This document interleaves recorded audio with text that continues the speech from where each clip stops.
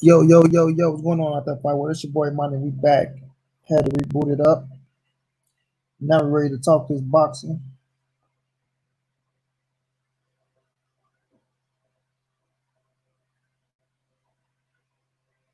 Yes, sir. We're ready to talk this boxing and this sports.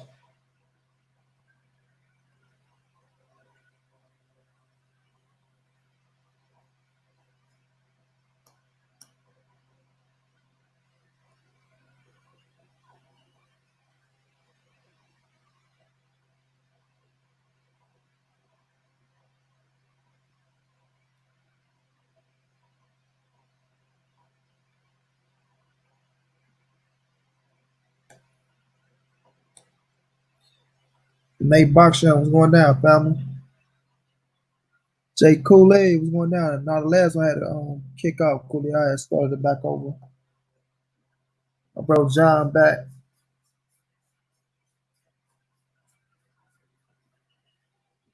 Yeah, my internet was tripping. I could feel it's going to get the fucking me over. So before I got started, I just went on here and rebooted it. Yeah, we gonna talk, man. We gonna talk this Crawford. Like I ain't watched the Crawford interview, y'all. So I'm on the part now where he talking about Spence, and I'm gonna play it, and we go I'm gonna watch it together, and we gonna dissect this situation. You dig what I mean? We gonna dissect this situation.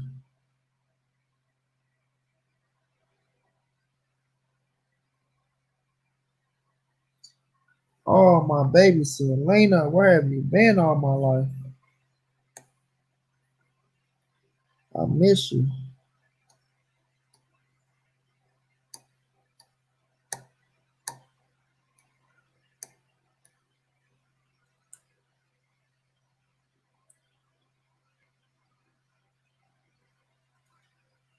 And I'm on a go, yeah. I'm on a $300 goal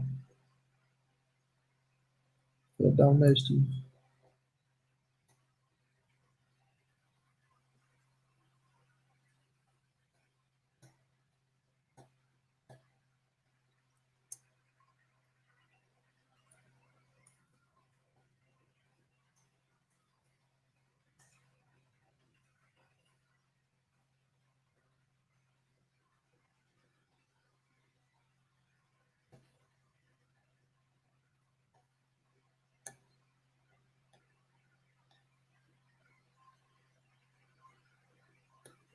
That's the goal. My bro, stay ready in the building. That's why I despise technology suddenly cut off and buffering. Yeah, man, you should be tripping. John Kramer, Money B TV Buzz said he the only welterweight that is taking chances in the weight class. We gonna talk about that because I can't agree with that. You know what I'm saying? I don't agree with that at all. Not at all.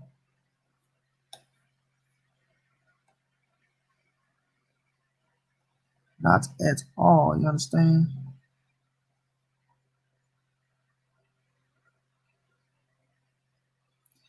He probably saying that shit because you know he's saying he want to fight this person, fight that person. Okay, they trying to work you to the bone, love. Don't let them work you to the bone. Tell them motherfuckers to take it easy with you if I come blow the place up. I want me to come blow the place up.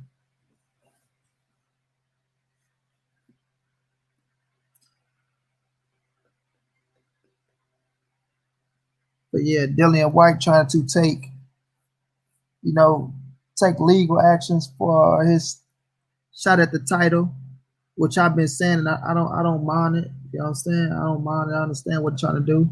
I'm not gonna knock the Negro for trying to, you know what I'm saying, get his position going the way he wants his position to go.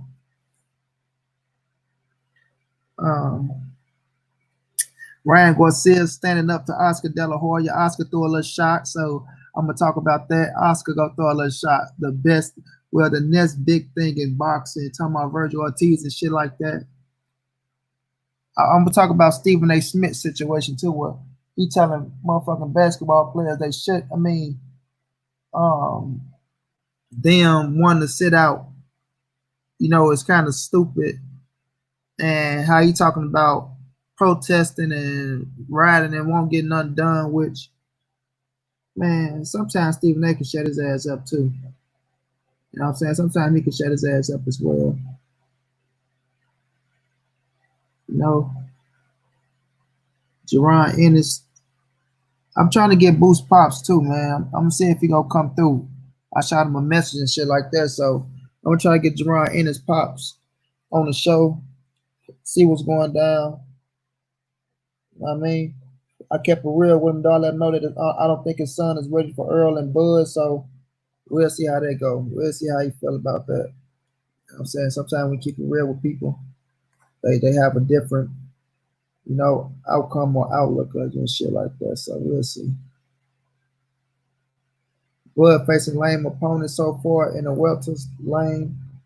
Bud not fighting if he paid.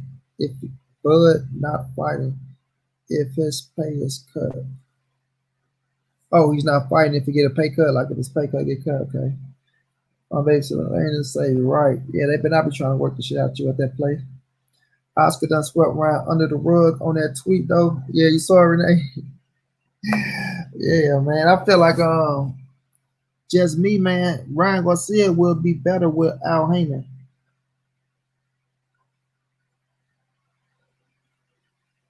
No, he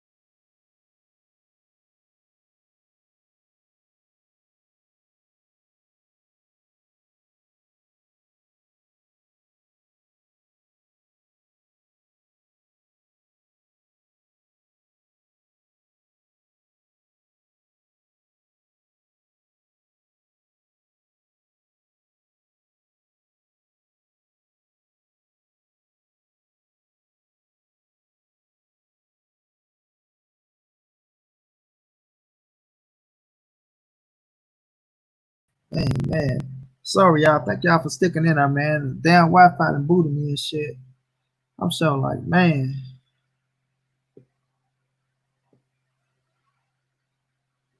Can y'all hear me, family?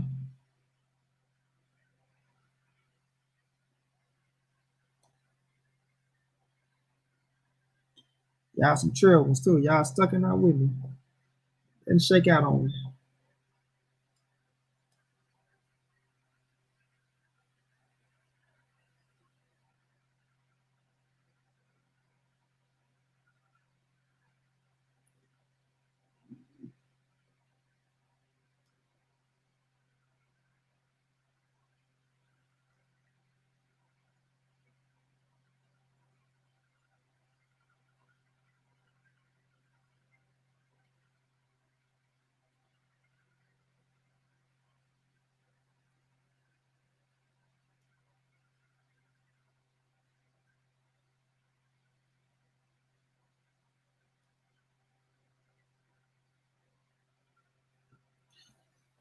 Daniel Nichols, salute, family. D Hodges going down, fam.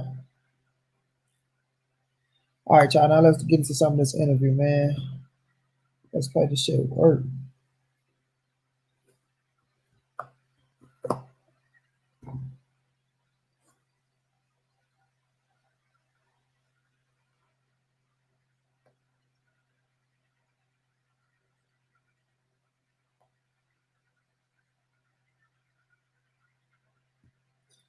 All right, here we go.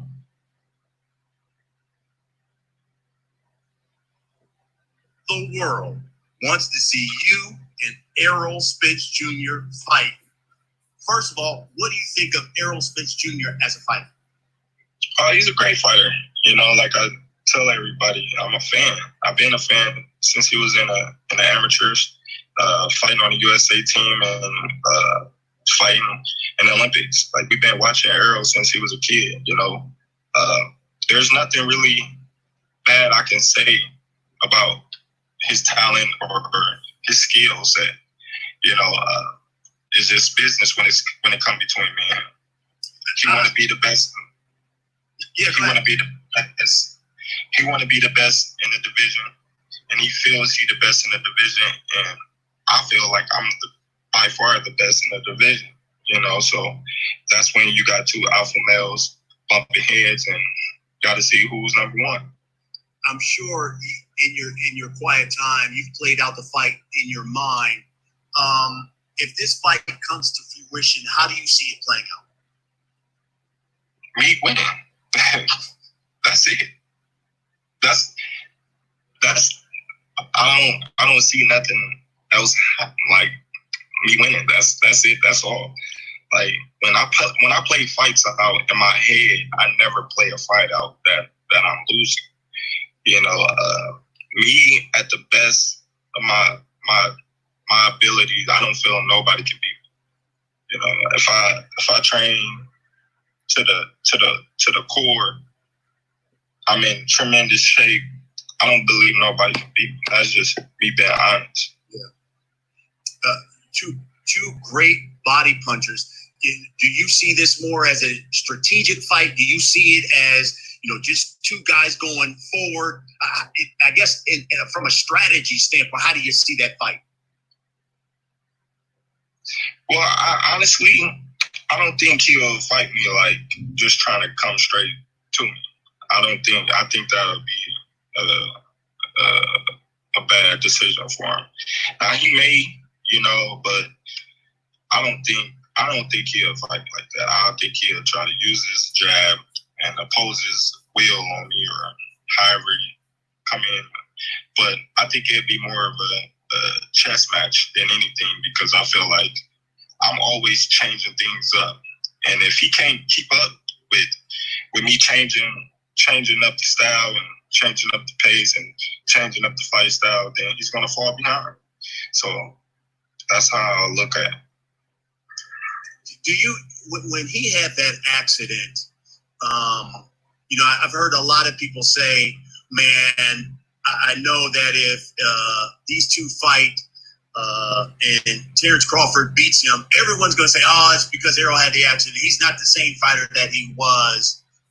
Did any of that come into your mind at all when he? For sure. You know, when I look at when Pacquiao was signed with Top Rank, I've been chasing Pacquiao since 2015, trying to get that fight. You know, they've been, you know, picking other fighters over me instead of fighting me, like Brandon Rios, Jesse Vargas, all those type of fighters, instead of fighting me when I was there to fight. Everybody in the media, everybody and their mama, he's chasing this old fighter. Why don't he fight somebody young? Pacquiao washed up. Pacquiao this, Pacquiao that. Pacquiao ain't no good fighter no more. He need to retire and this and that. Okay, I still want to fight. Once Pacquiao leave and go to PPC, everybody want to fight Pacquiao. and all the writers saying Pacquiao still got a lot left. Pacquiao looking young. We seeing the old Pacquiao. Oh, he just beat Broner. Oh, Pacquiao's back. Oh, he just beat Keith Thurman. Now Pacquiao is looking 10 years younger. I'm like, wow. Like, where was all this energy when I was trying to fight Pacquiao? Like, it's just crazy to me. It's crazy. Yeah. You know, when we had Errol on the podcast, he said that you two talked on the phone and talked about fighting each other. Can you give us some insight? I mean, who called whom, and what specifically did you say to him? Well, I called him because we was going back and forth on Twitter, you know, and I was just like, you know what, I'm about to call you. You know what I mean? I got your number. I'm not about to do all this. I'm going direct because I want you to know that I'm for real about what I'm talking about and what I'm saying. I'm throwing words out on Twitter just to get likes and retweets. So I called him up, you know, and he was like, what you want? I was like, you know what I want, you know? So we had a brief conversation about us two fighting, you know, and he told me what was his plans, and I just told him, like, well, these is my plans and them is your plans. So if your plans is that, then we're not going to fight. But if we can come to agreement on this, then we got to fight. You know, and we just talked about the business side of boxing, you know, like it's a business at the end of the day. And we both agreed on that. And, you know, he's a cool dude. Like I said, like, hey, I sent him a text message after the wreck, you know, telling him I want, you know, great health and hope that he's okay to come back to the sport of boxing. But yeah, like we both agreed that we both want to fight. And, you know, if business come to fruition and everything get handled the way it should get handled, then we gotta fight. Well, let me ask you then the same question I asked him, and he answered it truthfully. So I'll ask you the same thing. Realistically now, tell me Terrence Crawford's next 3 fights. Because Errol said, from a realistic standpoint, when I come back, no tune-up, Danny Garcia, Manny Pacquiao, and then Terrence Crawford at the very end of 2021. So realistically, what are Terrence Crawford's next 3 fights? Well, I really can't say what Terrence Crawford's next 3 fights is, you know, because it's kind of hard to pull out names and it don't come to fruition. You know, my next fight should be Pacquiao. You know, we in the talks with Team Pacquiao, and I've been hoping that fight can get made. But anything after that, I really can't say because I'm only looking forward to the next fight. You know, so if we can get that fight secure and, you know, signed, then hopefully that can be my next fight. All right, y'all. That's enough. But I'm gonna finish that when I get through running off on, you know, on this situation. But man, like I said, I like Terrence Bud Crawford, man. We all fans of Terrence Bud Crawford. That's why I tell people, if you say you like Earl Spence, then you like Crawford. You say you like Crawford, you like Earl Spence. These dudes come from the same cloth. You know what I mean? I know we can try to get on Bud and say Bud resume this, that, and the third. But at the end of the day, you know, we still gotta give him credit for what he's doing inside the ring. You still gotta get into the ring. You still gotta fight. You still gotta pull out the W's. You know what I'm saying? You just can't go on that bitch and just, oh yeah, he beat this dude, this, that, and that, all this shit. You know what I mean? So credit where credit is due. You know what I'm saying? Credit where credit is due. And my thing is this: Bob Ehrman's gonna have to pay Manny Pacquiao. You know what I'm saying? He's gonna have to pay Manny Pacquiao. And I have seen a quote from Buzz saying, you know, Earl and Pacquiao can, you know, sooner or later they're gonna have to get into the ring with him. You know. And I feel like when Bob Earn told Bud to his face that he was holding that fight up, and he let it be known that he was holding the fight up, you know, I wanted to see more of a direct message to Bob Earn. You know what I'm saying? For letting you know that he held the Pacquiao fight up from you, the biggest fight of your career. The fight to take you to the motherfucking mountaintop. You know what I mean? And that's my only thing with Bud. Because Bob Earn said out his own mouth that he held that fight up from you, bro. You know what I mean? And I wanted to see more of a reaction from you towards your own promoter than saying Pacquiao is going to have to fight you sooner or later. You know? Bud is a hell of a fighter, but he needs to stop blowing smoke up the fan ass with the stupid shit he's been saying lately. You know what I'm saying? So I just wanted to see him attack Bob Earn more and tell Bob, make the Pacquiao fight happen, pay the man the money that he deserved. You know, because we all know Manny was looking for $20 million that Bob said he wasn't going to give him, but he came and got 20 for Brown. He came and got 20 for Thurman. And that's a fact. You know what I'm saying? That's a fact. So now he's saying they in negotiation with Pacquiao team. So hopefully, you know, because I do believe Bud Crawford deserved a fight. I believe Earl Spence deserved a fight. But it's up to Manny Pacquiao who do we want to fight. And I don't think if he go Earl way, Bud should be mad. If he go Bud way, Earl should be mad. You know what I'm saying? Taking a sip real fast.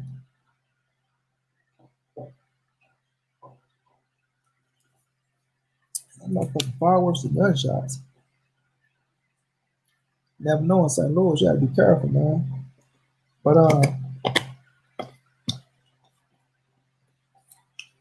I want them to, you know, address the real issue, address the root of the issue, which is Bob Earn. Because I don't think Pacquiao is afraid to fight Earl Spence or Terrence Bud Crawford. I think Pacquiao just wants his paper. You know what I'm saying? He just wants his paper. And I think he deserved the money. You know what I'm saying? I think he deserved the money because of what he's going to do for both of their career if they win. You know what I mean? So, yes, Bud has been chasing Pacquiao since 2015. But the narrative of, you know, when he was chasing, they were saying, oh, Pac is old, this, that, and all that. That is true. That is true. But you can't let that discourage you and take you off course. You know what I mean? They saying it now, he old and shit like that. But when it comes to the PBC side, he just had the welterweights to show that he was still, you know what I mean, a credible opponent. You know, to show that he's still a credible opponent. So, with that being said, we know Al know how to do great business. You know what I mean? We know they know how to do great business. If they can make Fury Wilder, why not Bud and Earl? Bob and Al need to get together. It ain't the point that they can't make it, bro. It's all about the money, man. Wilder and Fury, I keep telling people, they was already in play. That was a no-brainer. That's already in play. And in the heavyweight division, it ain't too many people that you go fight to make the type of money that you're looking for. So that shit was already in play. People keep using that as a testament to saying why can't Earl and Bud get made if Wilder and Fury, because they was already in play, bro. That was gonna happen regardless. But back to the Pacquiao situation, you know what I'm saying? Pac had the fighters over on our side to put himself in position to show that he still had something in the tank. You know what I mean? You got to blame Bob Bass for that fight not happening on Top Rank. And that's my only issue with Bud. You know what I mean? I don't think he attacked Bob like he should be attacking Bob, putting the pressure on him. Yeah, Bob will go out and try to make the Earl Spence fight happen for you. I ain't saying he won't. Because he know the position right now. You know Earl is the #1 top dog. Earl is the money man. But if he ain't gonna compromise to get the fight, you know what I'm saying? Like, Earl is the A side. If you don't get the Pacquiao fight, Bud, then you're gonna be the B side. Now, if he get the Pacquiao fight and win that fight, get that title and have 2 belts, now I can see a 50-50 fight. You know what I'm saying? You come to the table with 2 titles. You coming off a pay-per-view fight with Manny Pacquiao that's gonna do great numbers. We know that's a fact. Whoever fight Manny Pacquiao between Earl or Bud, they go do great numbers on pay-per-view. You know what I'm saying? So that's the only how I see that you can get a 50-50 fight with Earl Spence. And I think Bob Earn looking at that and see that's the only way himself. You know what I'm saying? See, that's the only way himself. So I want to see what them negotiations look like, if they gonna make that shit happen or not. Because if not, if Earl get that Manny Pacquiao fight, you know, if he get this Danny fight and get that Manny Pacquiao fight, then Bud gonna have to play ball. Him and Bob Earl gonna have to play ball. You know? With him saying how the fight play out and things like that, I can't knock the man. That's him. That's him. He the fighter. He believe in his skill set. You know? And that would make a great fighter, to believe you can beat anybody when you at your best. Like Earl said against Floyd. He feel like he can beat Floyd, but people gave him shit from saying that shit. He's a fucking fighter. What the fuck he supposed to say? You know what I'm saying? What the fuck do he supposed to say? Then when we look at Bud, if they'd asked Bud the same question about Floyd, Bud would have answered the same way. No fucking fighter that's great, that's a world champion, that believes they the best in the world is gonna sit up here and say no man can beat them. None. So I'm not expecting Bud to say Earl or Manny Pacquiao gonna beat him. Nor no fucking Floyd Mayweather. You know? But with Earl and Bud, and that's another thing. Y'all see how Bud get Earl the utmost respect, and Earl get Bud the utmost respect. That's why I tell y'all gotta watch what Bomac say sometimes, because Bomac just be talking out his ass. You know what I mean? Just be talking out his ass. These dudes respect each other. These dudes come from the same cloth. These dudes are both monsters. And I'm telling y'all, the fight is going to happen next year. Earl Spence turns Bud Crawford will happen next year. You know, as long as both of them stay undefeated, next year the fight is going to happen. I will be in the building for it. You know what I mean? John say first Bud said Earl ducking, second he's afraid, third the money got to be right for both sides. Bud Earn, which one is it? D. Hodges, Manny needs to retire and be a senator. He has nothing to prove. Belt back in the air. I thought Manny Pacquiao would have went after Spence, since Spence coming off accident.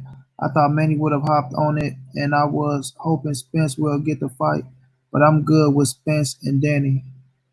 Bud don't really, John Pence say, Bud don't really care if he fight EJ. He is content with who he is fighting.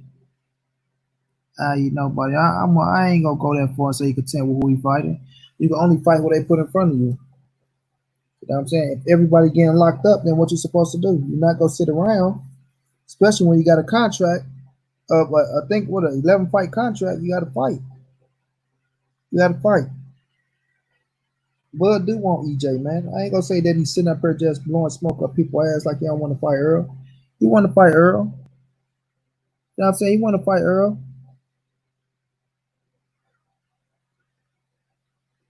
But at the end of the day, when, like you said, they talked on the phone, they both agree that it's a business.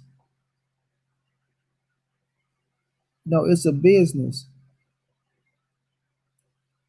And sometimes you can have a great team, like Earl has a great team with Al Heyman, and you can have things mapped out. You know what I mean? You can have things mapped out. And that's what Earl Spence and Al had. They had a map, they had a plan. And that plan consists of Sean Porter, Danny Garcia, Manny Pacquiao. Sean Porter, Danny Garcia, Manny Pacquiao. Could have been Keith Thurman if we never let Pacquiao take his ass out the game. You know what I mean? But you can't knock this. You can't knock it. And I think that's what a lot of people do. They knock the situation. They say, oh, well, we're not getting the best versus the best. We should want the best versus the best. But I say this all the time. If you got a team and your team is working for you and they doing a good fucking job, you're not going to fucking question your team, bro. You're not going to question your team. You know, at the end of the day, you go respect it. You go keep pushing. You know what I mean? You go keep pushing. And you go follow the rules of what's going on. Because you're seeing success. You know what I mean? And when you see success, you see you got a working game plan.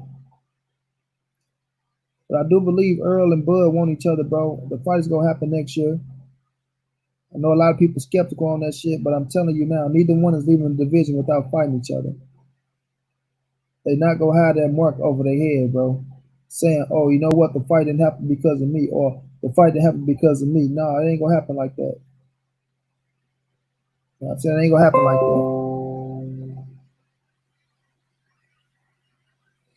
You know what I mean? But salute to Brian. Brian Custom, man, for getting Earl and Bud on the show. You know, getting them to open up about the situation. Like I said, I'm gonna finish the thing, but I this is my first time checking it out, and you know, I'm not pissed off at what Bud is saying. No, I'm not pissed off at what he's saying. You know what I mean? Like he's saying the same shit that he's been saying. But I most likely want to see what goes on with Manny Pacquiao and which way he go. Do he go do business with Bob Arum again with Top Rank? Or is it like, okay, motherfucker, we had a chance. I'll talk to you about it. We can see, we can negotiate, see where we can go. But right now, I still got plans to fight, you know, the PBC boys. You know what I mean? We gonna see how much Bob want to put Bud on. Like I said, that's what's gonna come down to. How much Bob think of Bud. And do we really want to put the money into Pacquiao's motherfucking bank account? Bob Arum is a stubborn motherfucker, man. He's stubborn.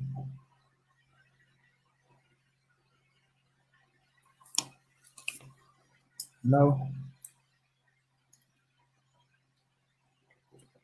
But another thing, Bud can't like Earl can call out his next 3 fights. Bud can't call out his next 3 fights because he don't know. Like he's saying, he don't know. And he really don't have shit in play. He really don't have nothing in play. So when Bomac was saying, oh, Earl is fighting paycheck to paycheck to this fight and that fight, but Earl got his ducks in a row. He got his ducks in a row. People expecting a Top Rank to bring up 140 pounders for Bud and things like that to really try to see if he gonna have opponents in the future at 147 pounds on Top Rank side. So he really don't know. His main focus is Manny Pacquiao right now. Like you said, he's trying to take it a fight at a time. But I do want to see him be more vocal. Be more vocal on fucking Bob Arum motherfucking ass, bro. Be more vocal, because that man sat up there and told you to your face.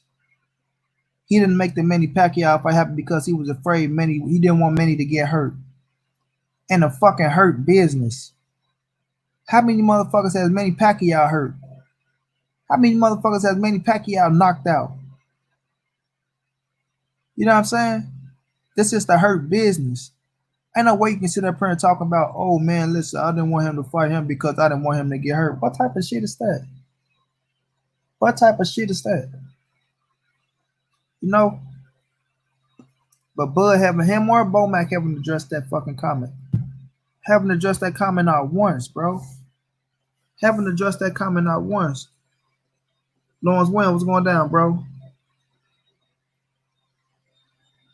You know? Shay Cool said how the Fury wasn't with Top Rank the first fight, then Top Rank signed him. That's why he fought Ortiz again before the rematch. Top Rank full of shit. You know what I mean? So that's what I want to see. And I just want them to be more vocal on that, bro. Be more vocal on that and understand that. Get to the root of the problem. Get to the root. You know? To me, it's starting to feel like Bob not too confident in Bud beating Spence or Pac because if you know Crawford beats Pac,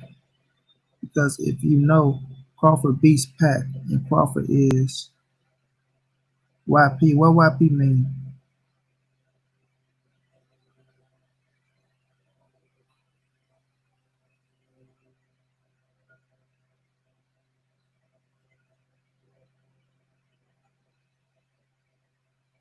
Of course it is. If he got Danny Garcia in the mix. He told you he want Danny, Pacquiao, and Bud. But he said if he can get Pacquiao, then he'll go straight to Bud. You know what I mean? Earl telling you his plans. If I can get Manny Pacquiao in the ring next, then after that I'll fight Bud. But if not, I'm gonna fight Danny Garcia, then Manny Pacquiao, then Bud. Earl want Manny Pacquiao. He want Manny Pacquiao. Bud want Manny Pacquiao. Motherfuckers can say, oh, they can say this, that, and third, but he just be Keith Thurman. He go bring them a nice check, and it's gonna be on pay-per-view. And things like that, you gotta respect, bro. Things like that, you gotta respect. Regardless if people agree with it or not, you gotta respect it, bro. You have to respect it, point blank, period. Whether you agree with it or not.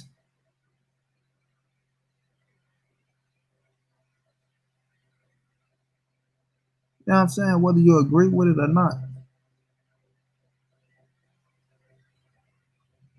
But he talking the same talk that he been talking. You know, he want Earl. He respect Earl. Feel like he the best. Feel like he gonna beat him. I mean, his game plan where he say he don't think Earl gonna come straight to him, that'll be a bad move for him. He feel like if he can't switch up or keep up with him, changing the pace up and doing things like that, then you know he go be behind. Let's just say that. So right now he's telling y'all that I'm not coming out going straight towards this motherfucker. I'm gonna try to box him. I'm gonna try to switch up the pace. I'm gonna try to switch southpaw, the orthodox. He gonna try to pull everything he got out the toolbox. Because you know Earl Spence Jr. is a great motherfucker. You know he's a bad boy. No, he know he's a bad boy. And vice versa. Earl gonna have more than just one trick. Earl ain't just coming in just going straight forward on turns, Bud Crawford. You know, Earl can do more than just go straight forward. He showed that in the Mikey Garcia fight. And being in better shape, you know, he gonna show you he can do more than what he did in the Mikey Garcia fight. So it's a hell of a fight, man. We will get it in 2021. I know Renee Boxyoung keep talking about 2022. That shit ain't happening. Like I say, Earl will be at 154 by then. You know what I mean? He'll be at 154 by then. Earl got one fight this year. At the end of the year, 2 fights next year. Then after that, he at 154. Bud Crawford will be one of them fights next year.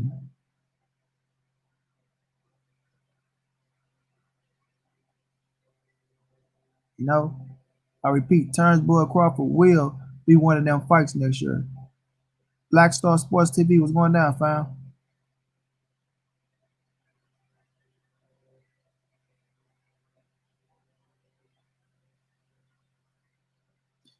Yeah, now you can say Bob doesn't pull big fights, but if Bud get in that Pacquiao fight, we can't deny that's a big fight.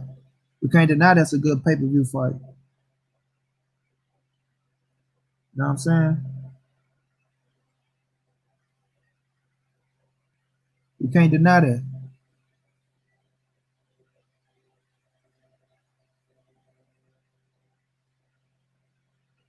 So that's what Bob is going to have to do. Al had no problem with Sean versus Porter up till he fought Crawford. Bro, D-Hod, you got to reword that, bro. Al had no problem with Sean versus Porter. Sean is Porter, my G.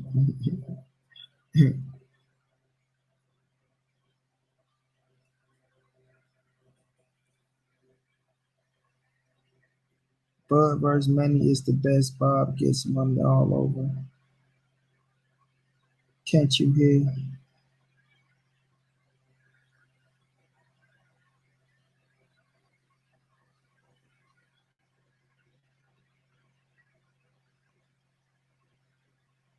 Earl already said he ain't moving up till he fight Crawford. Facts, Morgan.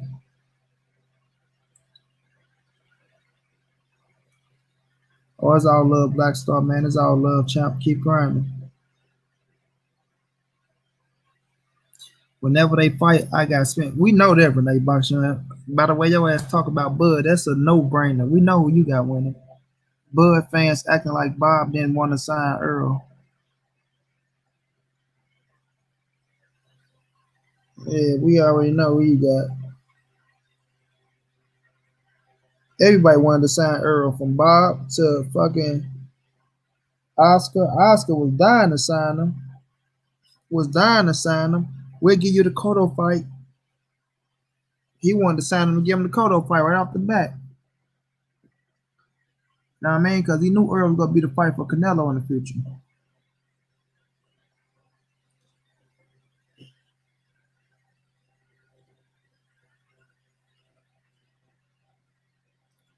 You don't know what, Renee? What you don't know?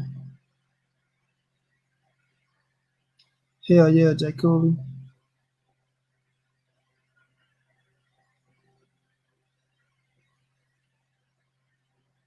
It's gonna come down to Bob, man. Bob gonna have to pay Manny. That's what it's gonna come down to. He got to man up. You got to man up and pay Manny Pacquiao. You know, if you want Bud and Pacquiao, he's gonna have to man up and pay Manny Pacquiao the 20 that he's looking for, the 20s that he's been getting. And I don't think Manny go budge off that 20 spot. You know what I'm saying? He ain't go budge. Because one thing Manny know now that he know that Bob Earn been fucking him over for years now. You know, been fucking him over for years. So I think he gonna stand strong on that, bro. He gonna stand strong on that. And I don't blame him. You know what I'm saying? I don't blame him at all.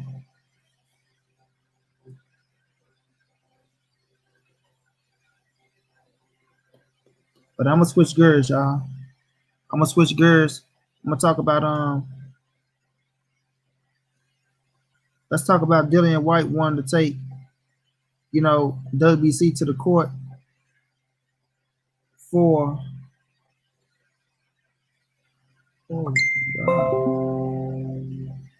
want to take WBC to the court to get his, you know, his mandatory spot. Now, I don't blame Dillian White. You know what I mean? When we think about it, do y'all remember when Kenny Porter took where he was going to take precautions and take legal actions towards the WBC to get his shot with Sean Porter? And he got the WBC ass in check, didn't it? Got the ass all the way in check.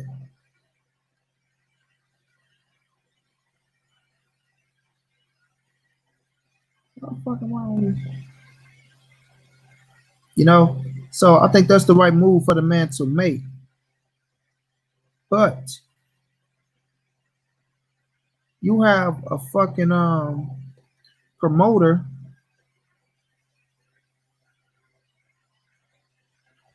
who's sitting his ass up here and trying to make everything happen for Anthony Joshua, and you're not saying shit about him. You know what I'm saying? You're not saying shit about him.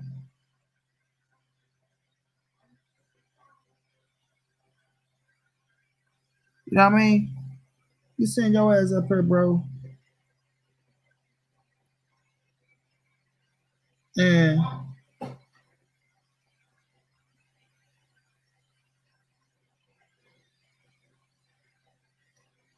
trying to say, oh, I'm taking them here, I'm taking them there.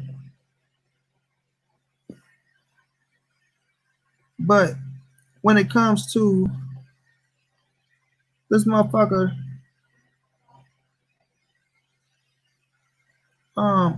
my bad, I'm looking at something. When it comes to motherfucker Eddie Hearn, you ain't spoke on his name not once. I mean, you ain't spoke on this man's name not once, bro.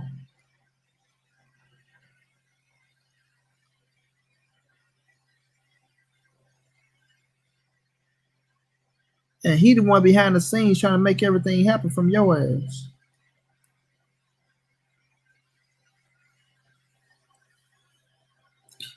You know, he the one trying to make everything happen from you.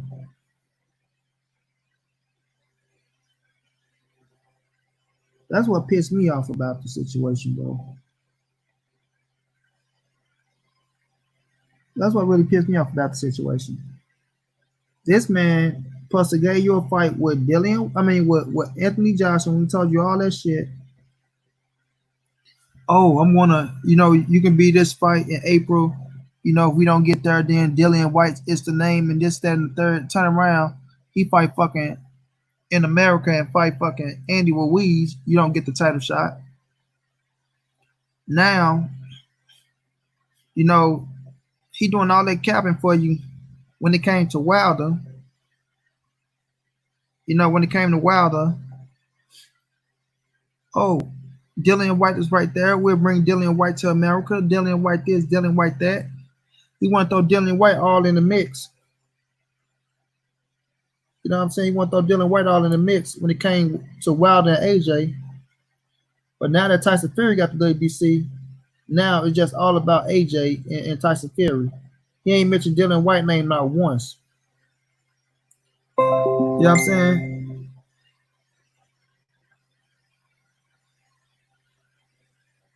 You ain't trying to go hard for Dillian White not once to get a fight with Tyson Fury, but all of a sudden you got two fucking fights locked up for AJ. Now I'm saying you got two fights locked up for AJ.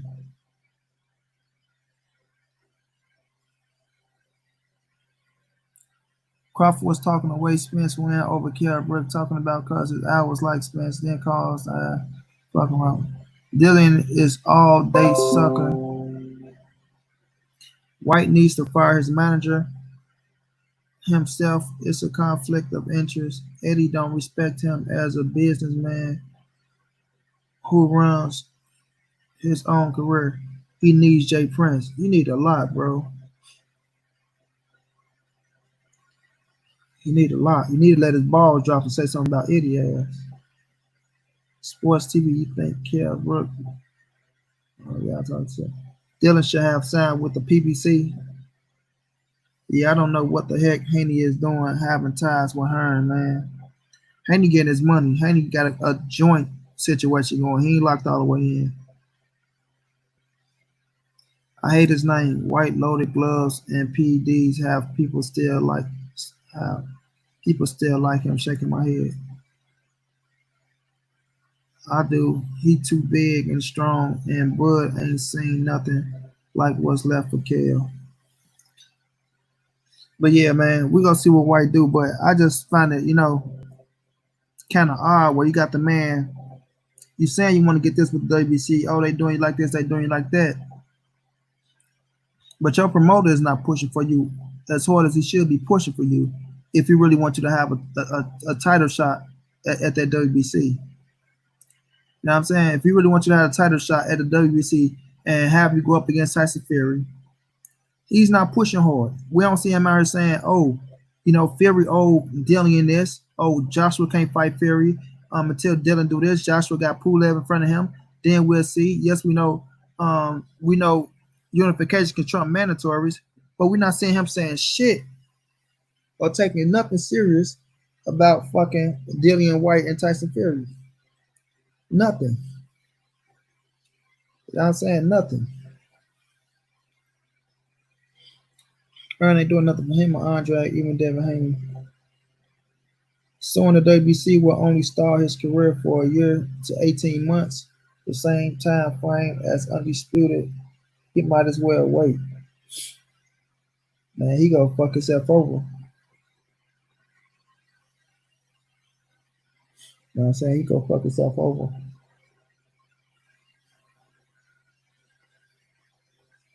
WBC put some shit in plan on his ass, or he'll never get a shot.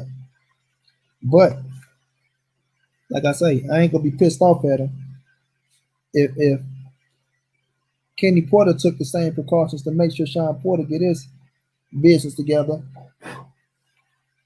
Then I ain't gonna be mad at no man for going out there. You know what I'm saying? Under the oath of the contracts. You know what I'm saying? Under the contract oath, I ain't gonna be pissed off at no man for trying to, you know what I'm saying, get his career. Not get his career, but take his career where it's supposed to be. Keon was going down, my bro. You know what I mean? That's for damn sure. That's for damn sure, bro.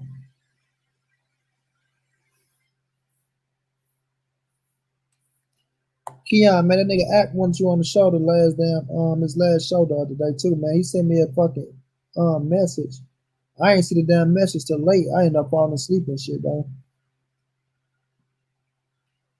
But yeah, man, Dillian White, we'll see how that shit turn out. You know what I mean? We'll see how that turn out. But I just feel like if you ain't gonna attack your promoter, the same as Bud. Same as Bud. Like Bud ain't say shit about fucking Bob Arum saying he held the fight back from him.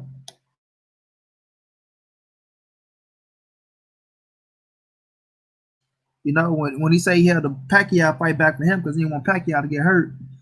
You know, he ain't want to speak out against Bob Arum, which he should be doing. And this motherfucker Dillian White ain't saying nothing about Eddie Hearn not speaking out about this, you know, WBC shot against Tyson Fury. If he wanted that bad against Tyson Fury. You know what I'm saying? If you wanted that bad against Tyson Fury. But if you got to take legal precautions to go out there and get your shot, then do what you got to do. I'm saying do what you got to do. I ain't going to knock the man. I ain't going to knock the man. Yeah, Sunday, Keon. Yeah, bro. I forgot. He sent me the link. He wanted me on that deal too, but man, I ended up falling asleep, bro. Like I was in the show, but I never checked my damn phone to see that he sent me a message though. You know, but you know, it'll be another time. We can fuck with Act on another time. But yeah, though, man, I want to see what he said about that. I want to see what he said about that. Is he gonna attack motherfucking Eddie Hearn? Because it don't look like he wanna say nothing to the motherfucking Hearns. If they got dirt on his ass or something, like they got his ass by the balls or something.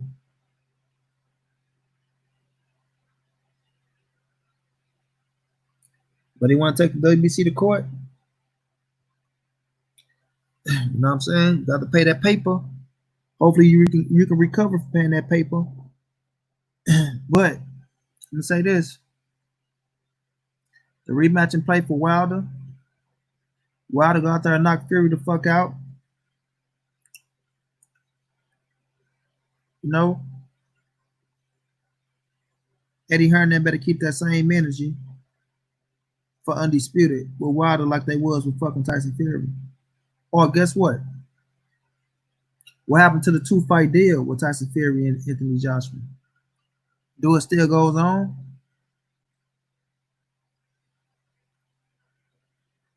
You know what I'm saying? Do that deal still goes on?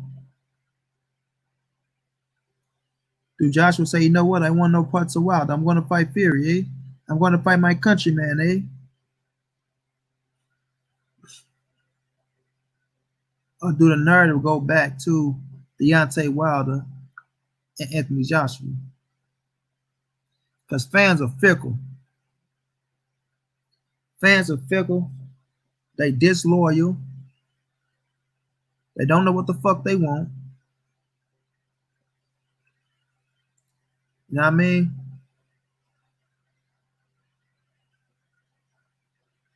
They biased as fuck.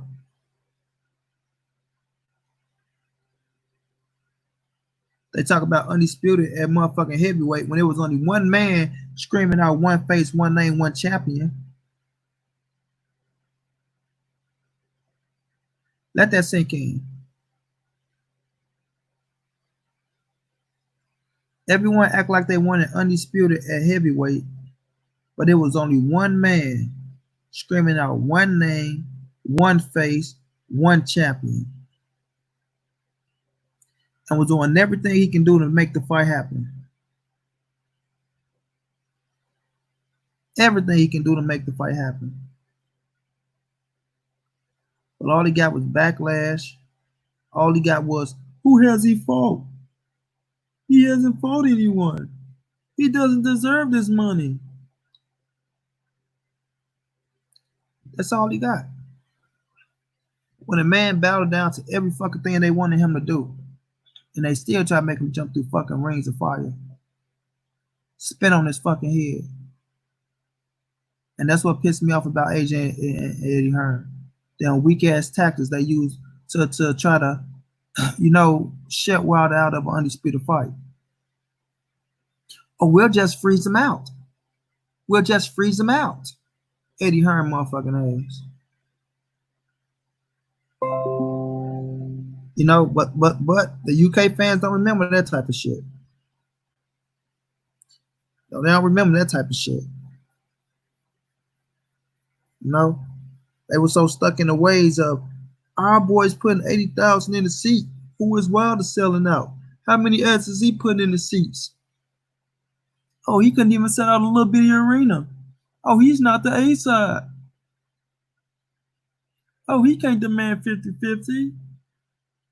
Who is he to send? Who is he to send an offer to AJ? You know what I'm saying? All that type of bullshit. But now, I see Eddie Hearn trying to push for this fucking Fury Joshua so damn bad. He want to make it happen so bad because he owed the zone. He owed them big fights so they can try to recoup the money that they've been dishing. Well, not that he been dishing out. Just throwing them people money around how he want to throw it around. Fucked up by misjudging the out. Came out with $9.99. Now you want to take that off the screen and make you pay $19.99 or $99.99 for the whole year, where they can pull in $100 real fast from all the people that they're really expecting. You know what I mean?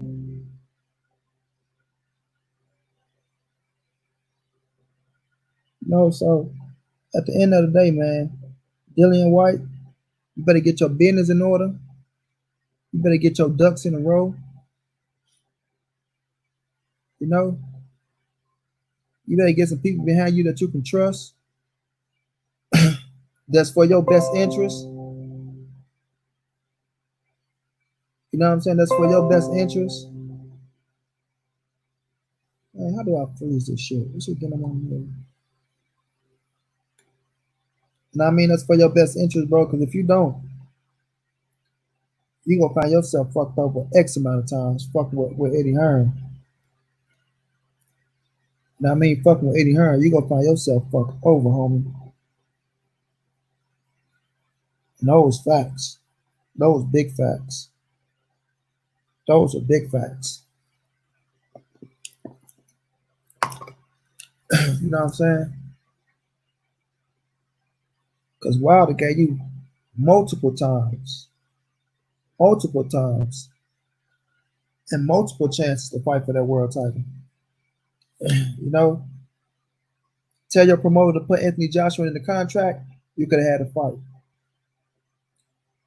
Told you to come on over and fight fucking King Kong Ortiz, you win, you would have had a fight. You know? But you couldn't get your fucking promoter to agree to those things. What's your promoter say? Why do I have to put Joshua in the contract? What does that have to do with anything? Why do I have to put Joshua in the contract next, looking ass?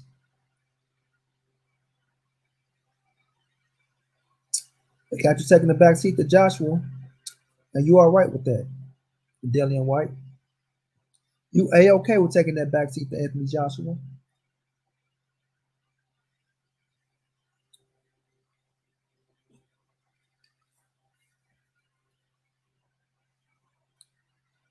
To the point, you ready to overlook 3 titles for 1 title. They got you taking the back seat so bad, bro. They got you taking the back seat so bad. You willing to overlook 3 titles for 1 title.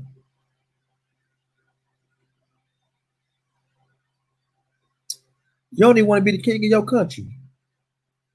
You know what I'm saying? You could have whooped AJ ass, had 3 titles, and became the king of the motherfucking heavyweight division in the UK.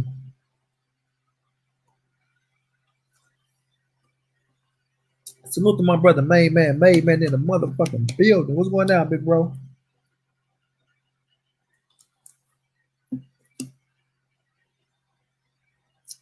Man, Dillian White is so okay with taking the back seat to Anthony Joshua, bro. He won't even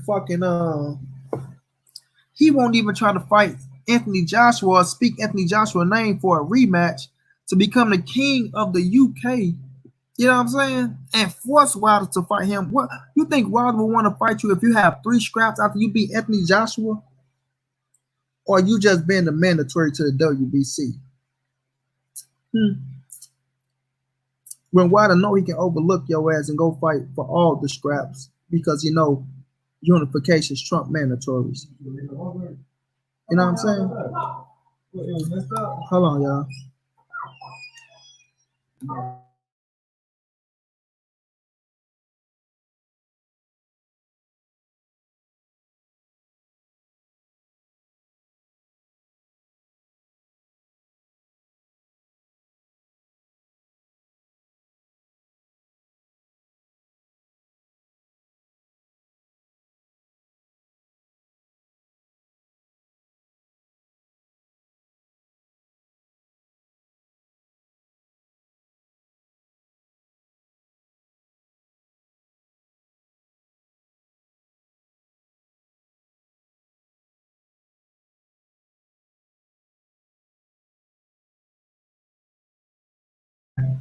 Yeah, though, y'all. Oh, you know what they did with that beat sample, man. They took that beat sample and threw that motherfucker where they buried Osama bin Laden there. That's what that motherfucker at.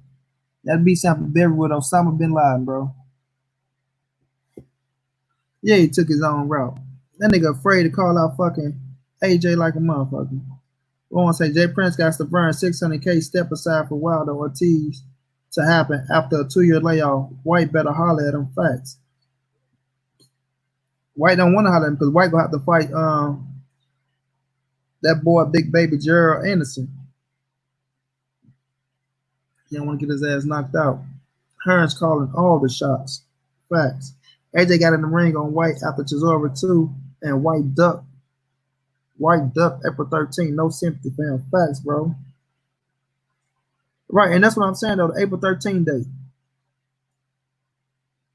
Because I'm telling you, man, Eddie Hearn told that boy to stand down.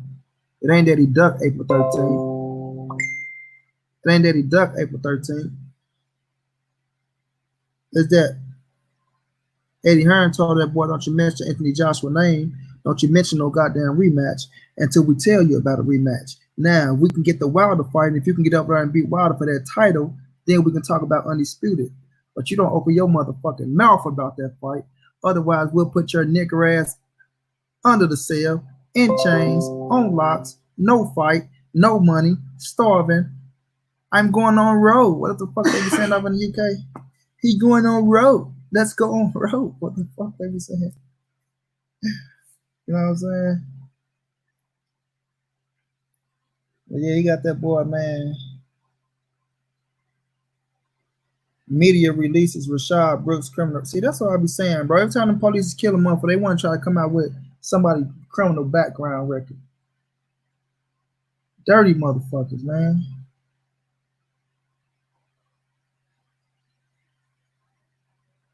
Nah, he ducked because when Big Baby fell out, he was protesting to take the fight on 5-week notice. Yeah, well, that's on this punk ass man.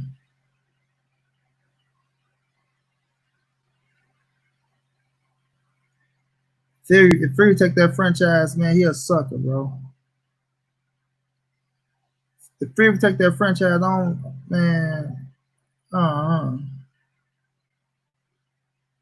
don't know. The Wilder still fight him if you take the franchise?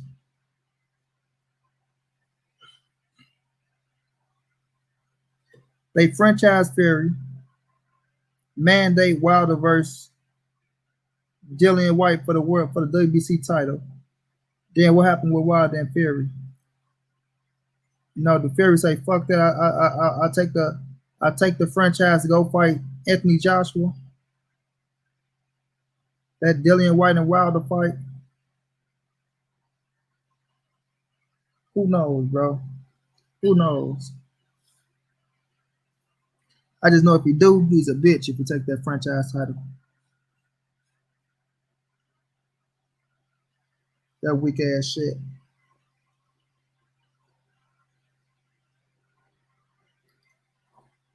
Weak as hell, weak as hell.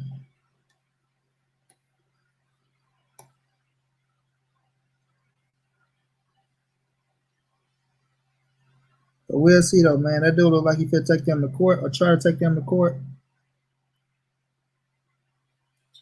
We're gonna see what he got up his sleeves.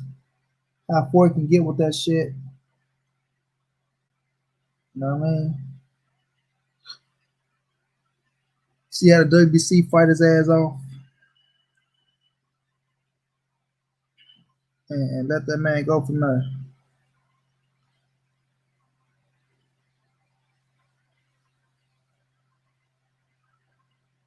But then again, like I said, if he ain't gonna speak up on his own fucking promotion company and talk about motherfucking Eddie Hearn not pushing for his ass to get that WBC scrap, then he got to take what come with it. You know?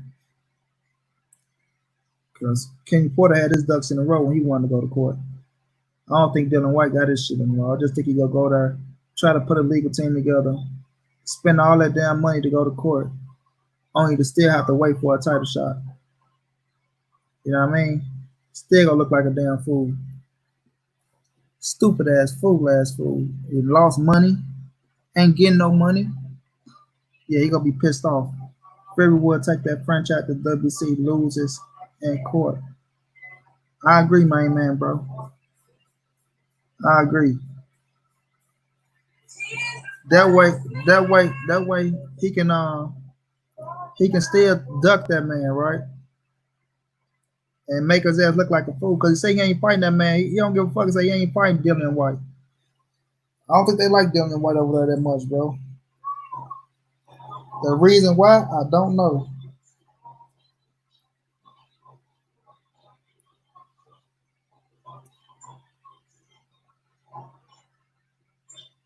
They look at Dillian as that nigger fool for the nigger fool for what's that motherfucker name for Eddie Hearn, bro? That's what they look at him as, the nigger fool. But I'm like Lawrence Wayne, though, man. You gotta blame his motherfucking self. Ain't no sympathy for that nigga. White suing off a rumor, laugh out loud. Wilder Fury 3 and AJ Pulev don't even have a date, and he's someone else.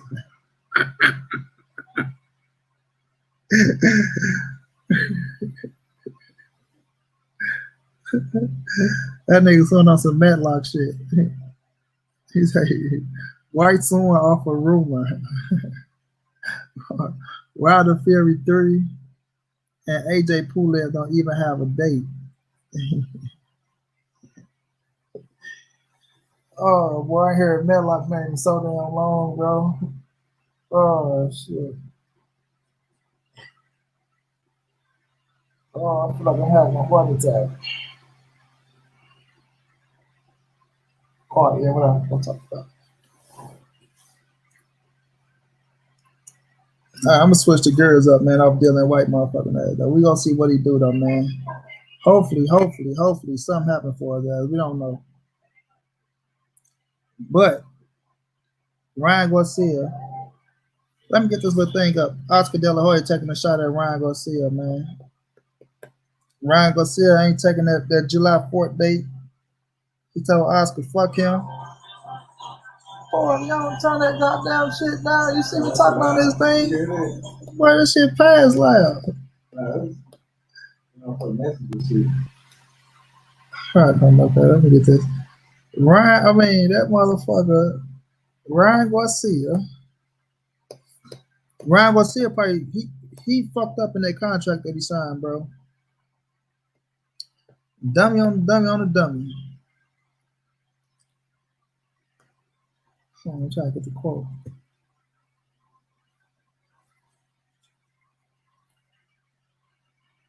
Him and Golden Boy gonna end up in court sooner or later. But main man was right when he told that boy, you know what I'm saying? My brother King Palmer, salute to you, man. Hey Chris, this my bro King Palmer. He lost his my man today to the fucking coronavirus. Both of them. Yeah, bro. King Palmer, how you feeling, chap? Yeah, man. Lost both his damn parents to this shit, man.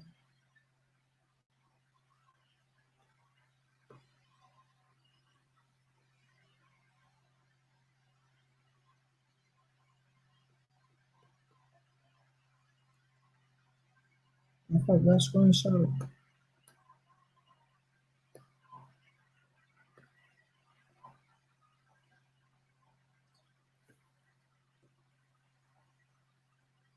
Okay, that's what's up, champ. As long as you feeling all right, man. Keep your head up.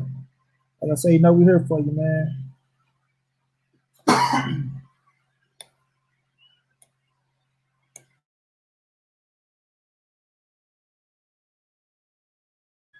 Okay. So you went and took the second. When you take the second test?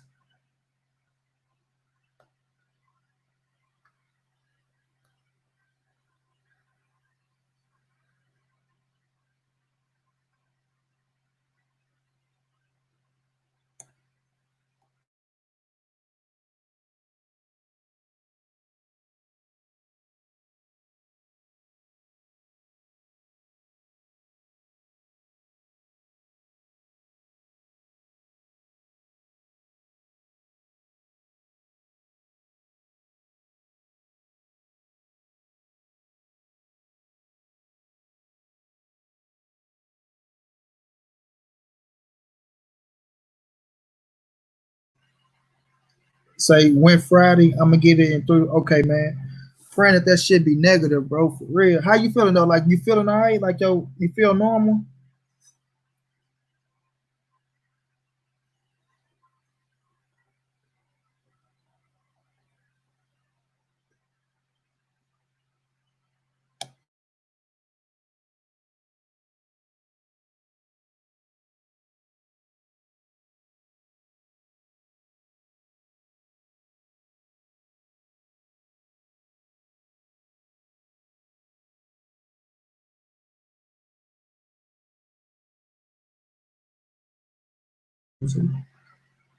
Yeah.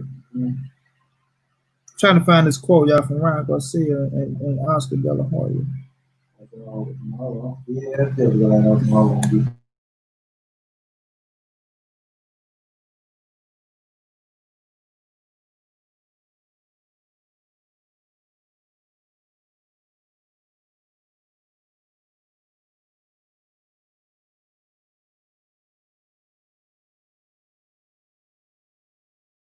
Yeah, I feel 100, bro. I'm good to go. Okay, bro.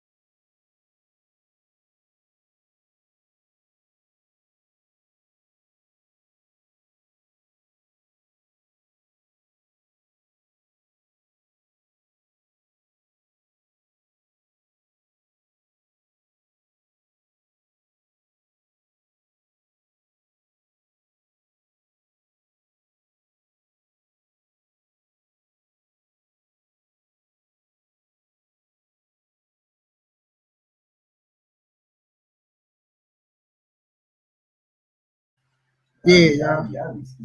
Yeah, you know, I'm going to see her pregnant too.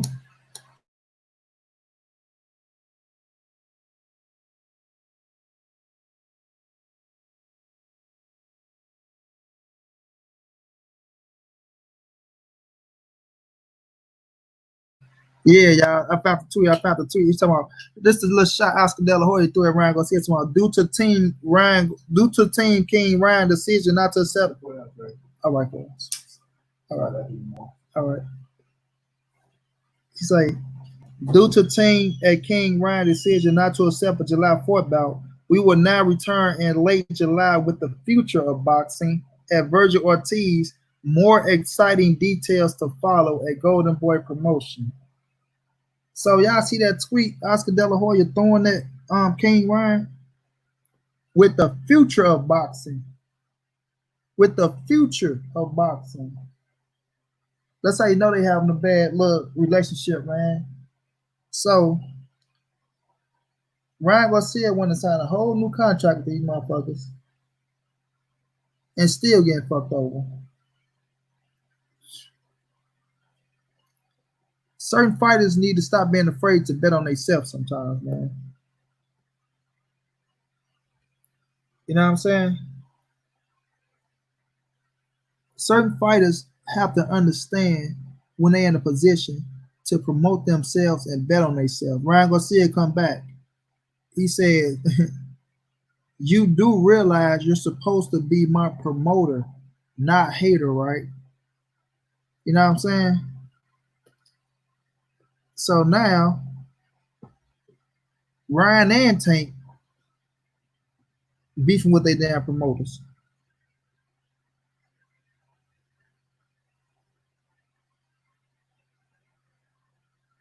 Both of these motherfuckers want to fight each other. Man, this boxing game is crazy.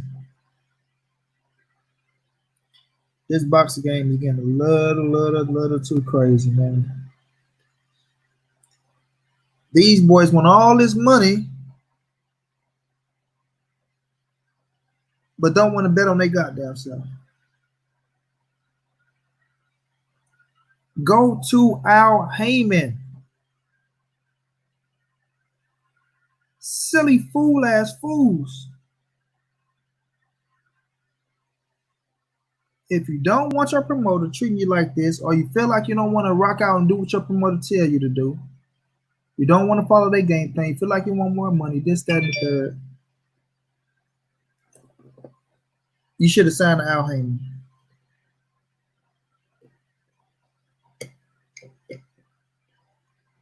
Like my bro Lawrence Williams say, go hire Matlock around this motherfucker. But Ryan, you lock into a contract that says you do what I pay you to do. You know what I'm saying? Who you think you is, Floyd Mayweather? Earl Spence? You must be Manny Pacquiao. Man, Oscar just lost it as a promoter. Oscar should throw the towel. You got to remember.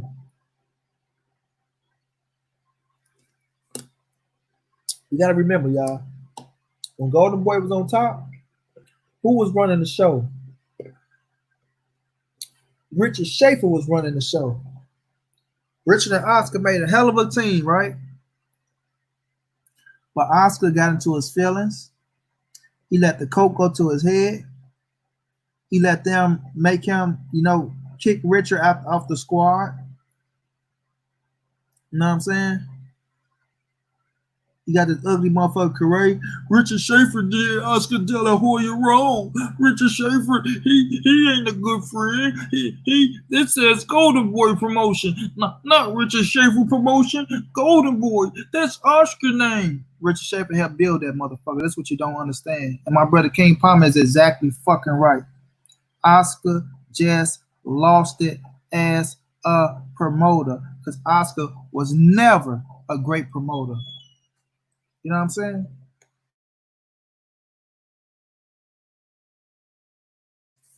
Oscar was never a great promoter. Never. It was all about Richard Schaefer making that shit go. Richard Schaefer made it go, not Oscar De La Hoya. You know what I'm saying?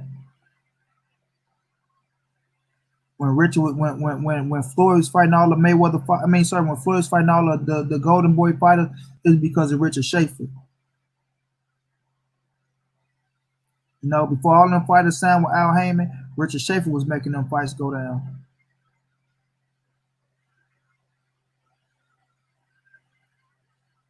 And Oscar got too big-headed, too coked up, and he fucked up and kicked the wrong man out the count. You know what I'm saying? He kept Bernard Hopkins. He kept, what's my man name? Eric Gomez.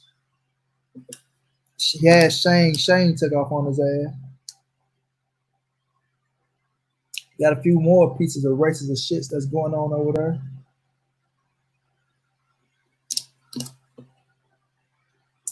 But you let the brains go. You know what I'm saying? You let the brains go. And credit, you had a lot of things on the contract, so you know what I mean? It's gonna happen. So you got the paper. You still Oscar De La Hoya, but you ain't doing that business like you used to do that business like when Richard was there. And with that being said, that's why we're seeing all the problems that you're having right now. You know what I mean? If you lose Canelo, he going down in shits. You know what I mean? I don't even know if I was mute when I was just talking. I was just talking all shit too. But if you lose Canelo, Golden Boy gonna fall off like a bad bag of dope. He banking on Virgil Ortiz being the future. But Virgil Ortiz ain't bigger than Ryan Garcia. Sorry.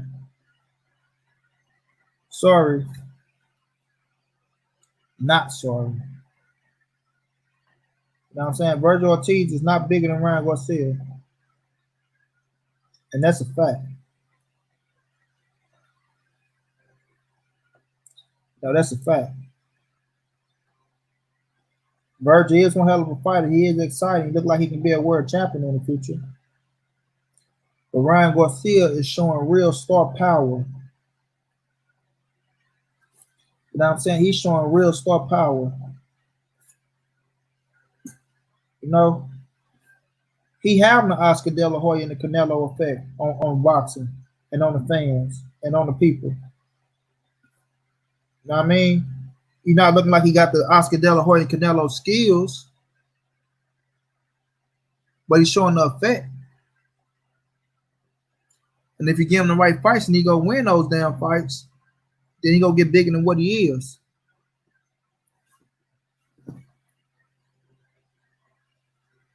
You know? We're just gonna have to see how that play out. We're just gonna have to see how that play out. You know what I mean? But I'm gonna tell Ryan Garcia this, like I tell Gervonta Davis. When you're under contract and you locked in the contract, it's good to have your team to work for you and not against you, homie. It's good to have your team to work for you and not against you, bro. You know what I mean? My brother King Palmer, my cash app is right there, bro. The $ OG Money. You know, it's Money TV. Just put OG in front of it and the $ in front of OG. Thank you so much, my brother. I appreciate the love, champ. Always showing love, even in your toughest days. You know what I'm saying? Even in your toughest times, you still show love, man. And I appreciate you, my brother. I appreciate you, champ. You know what I'm saying? When we should be showing all the love to you, you still show love. And I respect you for it, man.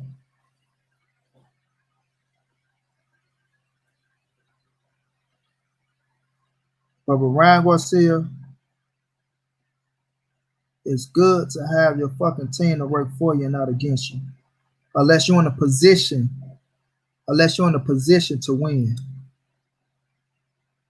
And Ryan, your career haven't even touched the tip of the iceberg yet. Like, you ain't even twist the cap yet. You ain't even hit your first world title yet, bro. You ain't even hit your first world title yet. And you having problems with your promoter. Not once, not twice, but I think this is the third time you guys can bump heads. You know, I think after this, you need to get away from going to board. Either you start your own promotion company, either you go to Richard Schaefer, either you go to Al Heyman, either you get up on the Canelo. You got to do something. But you got to get away from Golden Boy because y'all not looking like y'all on the same page. And if y'all getting in trouble this early and bump ahead this early in your career, when the big money haven't even presented themselves, I'll be surprised to see what goes on in the future when it do come to the big fights. You know what I mean?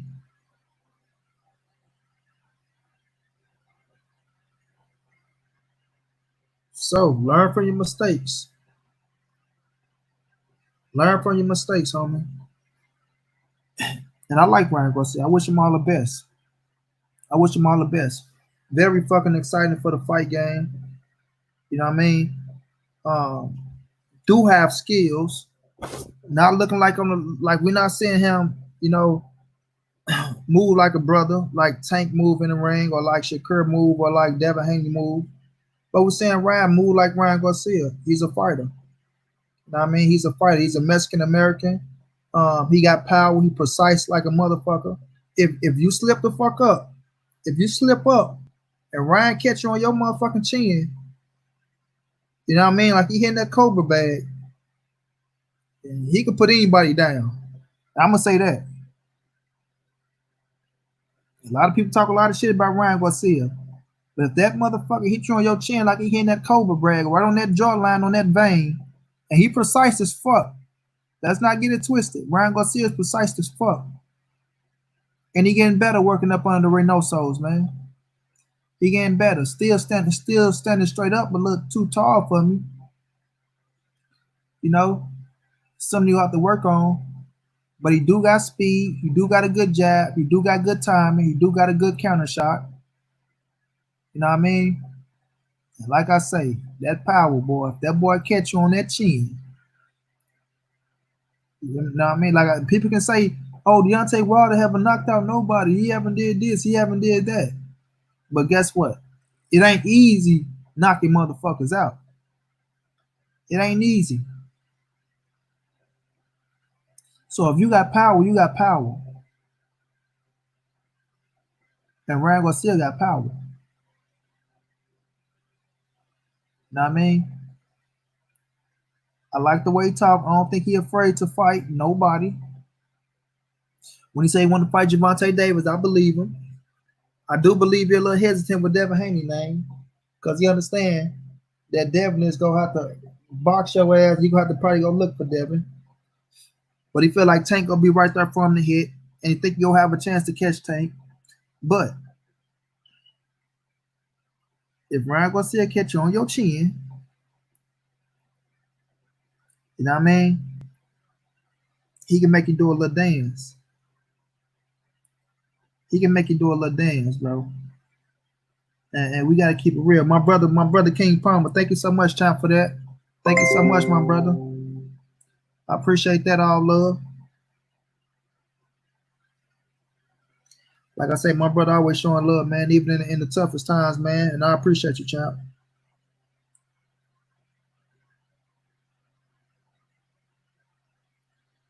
And they say true, money. I've been saying that Ryan is dangerous with Eddie. Discipline, work ethic, speed, energy, and heart is a formula for greatness.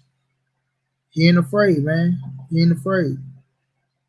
And when I say he do want to fight Tank, I believe him, bro, because on the simple fact of people who say want to fight Tank usually clout chase.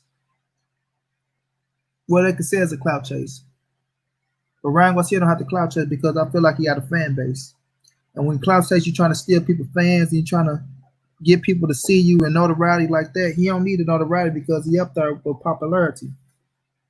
So I believe he really think he can fight Gervonta Davis, think he can beat Gervonta Davis. You know?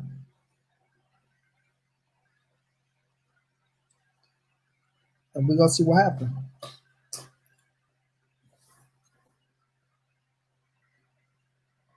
Now, thank you, Mr. Kane Palmer, my brother. Much love, champ. But with Oscar De La Hoya throwing that shot, the future of boxing, talking about Virgil Ortiz, the future of boxing,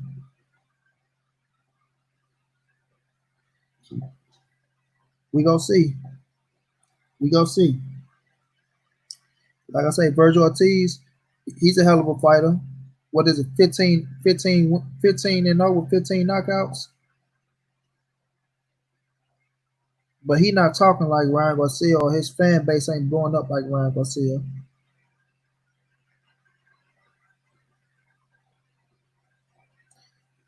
When they say these reasons are exactly why I pushed a video weeks ago. Can Ryan really beat Gervonta Davis? Right. Right. Main man say crying Ryan. It's a crying Ryan or private Ryan, main man. You know what I mean? But main man, I'm gonna say this. I ain't go too much say the kid is crying, right? Because what we say, if you let somebody do something to you, bro, and you don't stand up for something, then they continue to do it to you. Now we got to think about this. Oscar De La Hoya tried fucking the kid once. Literally tried fucking the kid. Kid told him he don't go that way though. You know what I'm saying? But he tried fucking the kid once. Even tried fucking the kid twice.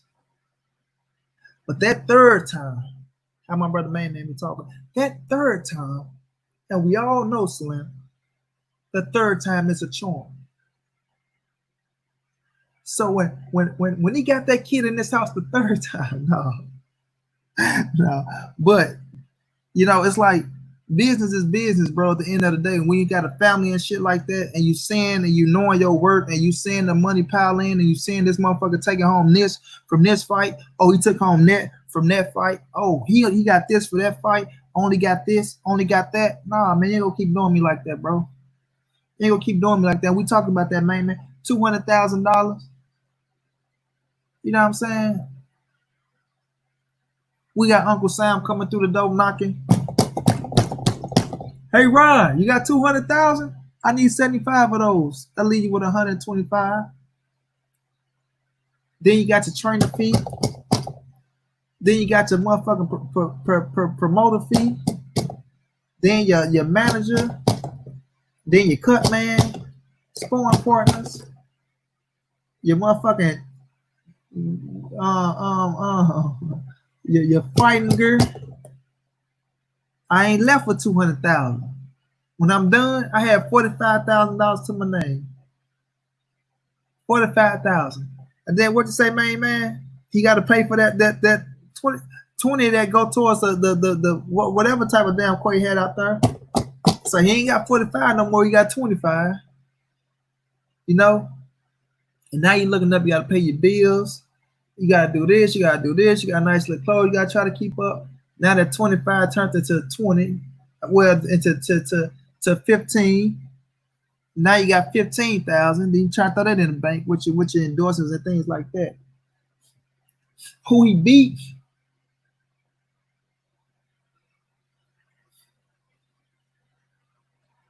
I mean, we can go out there and say who he beat, right? But the thing ain't who he beat. The thing is, you discredit the ratings of the TV show. We got the ratings because ratings bring in money, bro. Regardless if we like it or not. You gotta really think about it. You know what I'm saying? Especially when Ryan Garcia fighting on just TV, not on pay-per-view shit, because we know he ain't fighting on pay-per-view.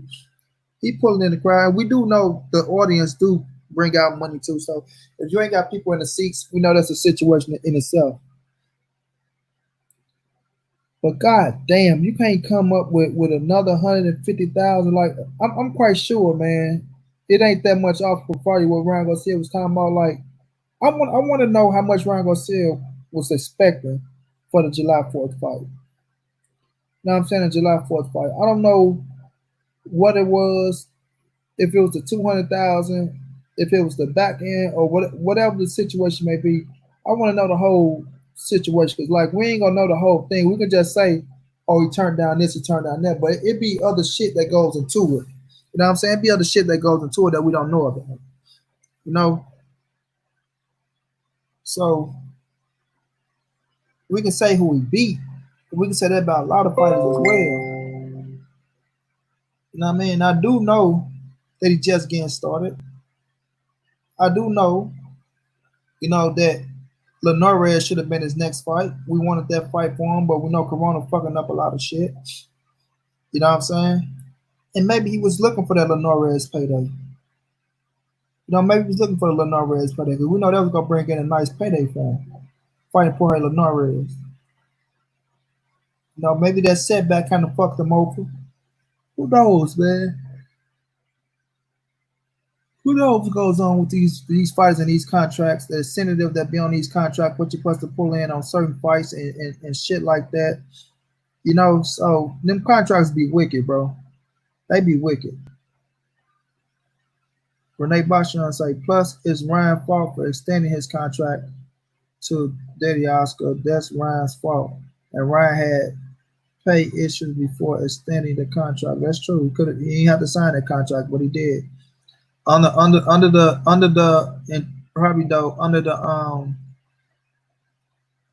impression, you know, that the money was gonna be better, because we know Oscar probably talked that boy out his draws that night. He did literally talk him out his draws. He need more exposure, Slim. Should have taken the date. But Monty, let me ask you, Monty. When you look at Ryan, Monty, and you say that he deserved this money, and you look at Oscar, and we know Oscar know how to do some things for some Oscars. You know, so what do you think he should have done and where he should have went, Slim? Nah, but yeah, he need more exposure. But I guess he feel like he need more money as well, shit. You know, like I said, I'm for the fighters. I'm for the fighters. So on all hands, if my guy say he wanted more money, my guy gets more money. If AB say he want 10 million, give my dude 10 million. You know what I mean? If Earl say he want pay-per-view, he gets pay-per-view. If Bud say he want Pat, get him Pat. You know what I mean? I'm gonna ride with the fighters. You know? But I do believe Oscar probably owed Ryan Garcia something. You know what I'm saying? He probably owed him something. He probably promised that kid something they trying to renege on. And Ryan like, hell nah, motherfucker. You ain't gonna do me like that this time. You know? You told me you was gonna do this. You told me you was gonna do that. Now it's time to show up. You don't want to show up? Nah, we ain't gonna work out like that, homie. We ain't working out like that, homie.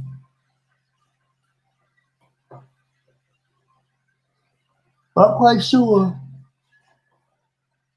No, Ryan Garcia, he don't know how to keep his mouth shut. So all we gotta do is just wait, and he'll expose everything for us. What we want to know, he will put it out there.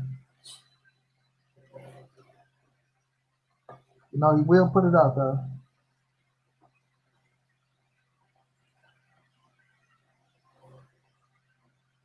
And I think sooner than later. This is the zone flexing on Ryan. And what the heck is Ryan doing trusting in Oscar? Oscar has a shady, disgusting track record who is known for discriminating on blacks too because of the Canelo situation probably. You know what I'm saying? Ryan looking at Canelo, been under Canelo, been with the Canelo squad saying, I want to stick with the Canelo squad, man. I want to make it work with this Mexican American and Oscar De La Hoya. I want to ride with my people because those are his people. Like I say, you trying to put trust in your people. But sometimes it be your main people to fuck you over. So he riding with his people, which I don't blame him for trying to ride with his side of the sound. You know what I'm saying? You want to try to follow the Oscar blueprint, the Canelo blueprint, and try to see if he can work out like that. But as you see, boxing is a funny business. And Oscar loves funny business. This is what we do know. This is what we do know. Canelo told Oscar, I will break your motherfucking face if you ever think about trying me like that, Negro. You understand me? Huh? Huh, amigo? You wanna fucking stand me? Huh, S.A.? Don't you ever in your fucking life try me like that. That's when Canelo got to speaking English to his motherfucking ass. Told that boy, I will break your motherfucking face, amigo. Put your hand right there again and watch what happened. Watch what happened. Oscar, I'm sorry, Canelo. I didn't know. I was just gonna throw a couple extra million on top of it. That's all I know. You know what I'm saying? Gotta watch Oscar, man. The zone, I don't think the zone flexing on Ryan, man. I think it's Oscar De La Hoya, bro.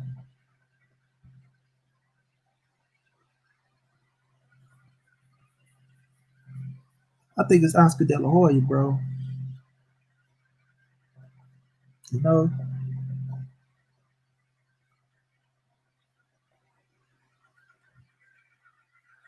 If anything, I think the zone would be trying to get Ryan Garcia to fight on that motherfucker now. They need to expose their damn self. You know, besides Canelo on that side, shit, Ryan Garcia might have the most fans. When you talking about on Golden Boy, you know, when you talking about on Golden Boy, Oscar doing what he is told about the zone. They don't speak to Oscar about Canelo no more. Well, I seen you say something about that. Meaning they going straight to Canelo. Canelo then cut the source out, then cut the middleman out, and they can come straight to him. But still in all, the zone they look like I say, looking at Ryan Garcia, they see the fan base of the kid. They see the followers. They see how many people following him. So I don't think they'll try to cut him short. I found this on the web for how many people follow the song. Check it out. I don't think they're trying to cut him short. I don't know how the fuck Siri just popped up on my phone. I don't think they're trying to cut him short. I think they be trying to anything work with him. You know what I'm saying?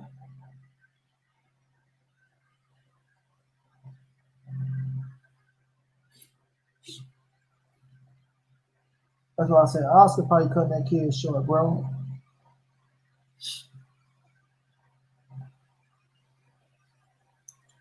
But we'll see in the future, man. We'll see in the future. I wish nothing but the best for Ryan Garcia. I like him. I want him to get what he deserves. I want him to get the money that he think he's worth. You know what I'm saying? So We just got to find out. But right now, we see Oscar talking about Virgil Ortiz. It's the future of boxing. You know what I mean? Because Ryan turned down the 4th of July date.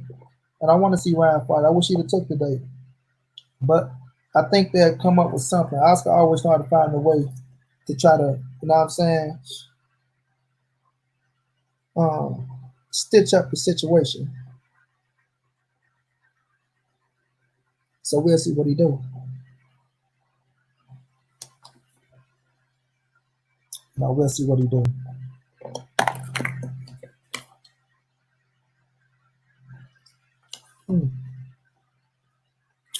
All right, y'all. I want to talk about the top ranked card a little bit, and then I'm gonna leave off on Stephen A. Smith.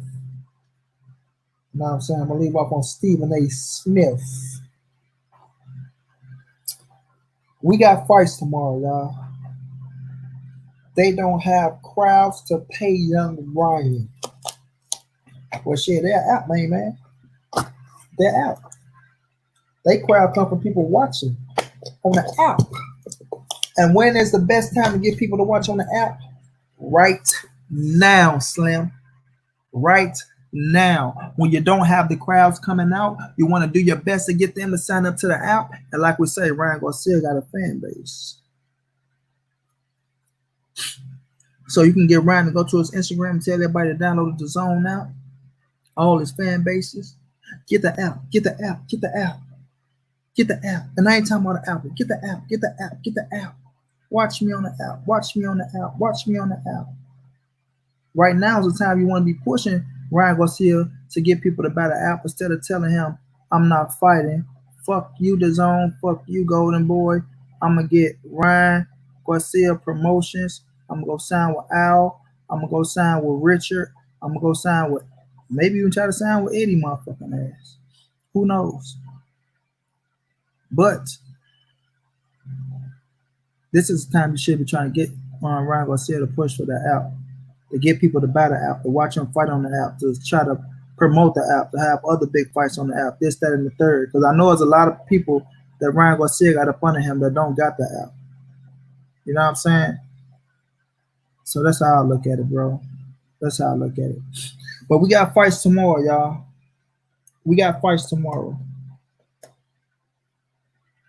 You know, we got fights tomorrow.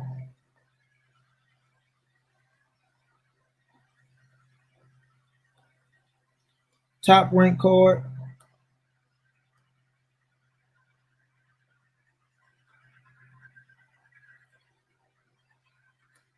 ESPN.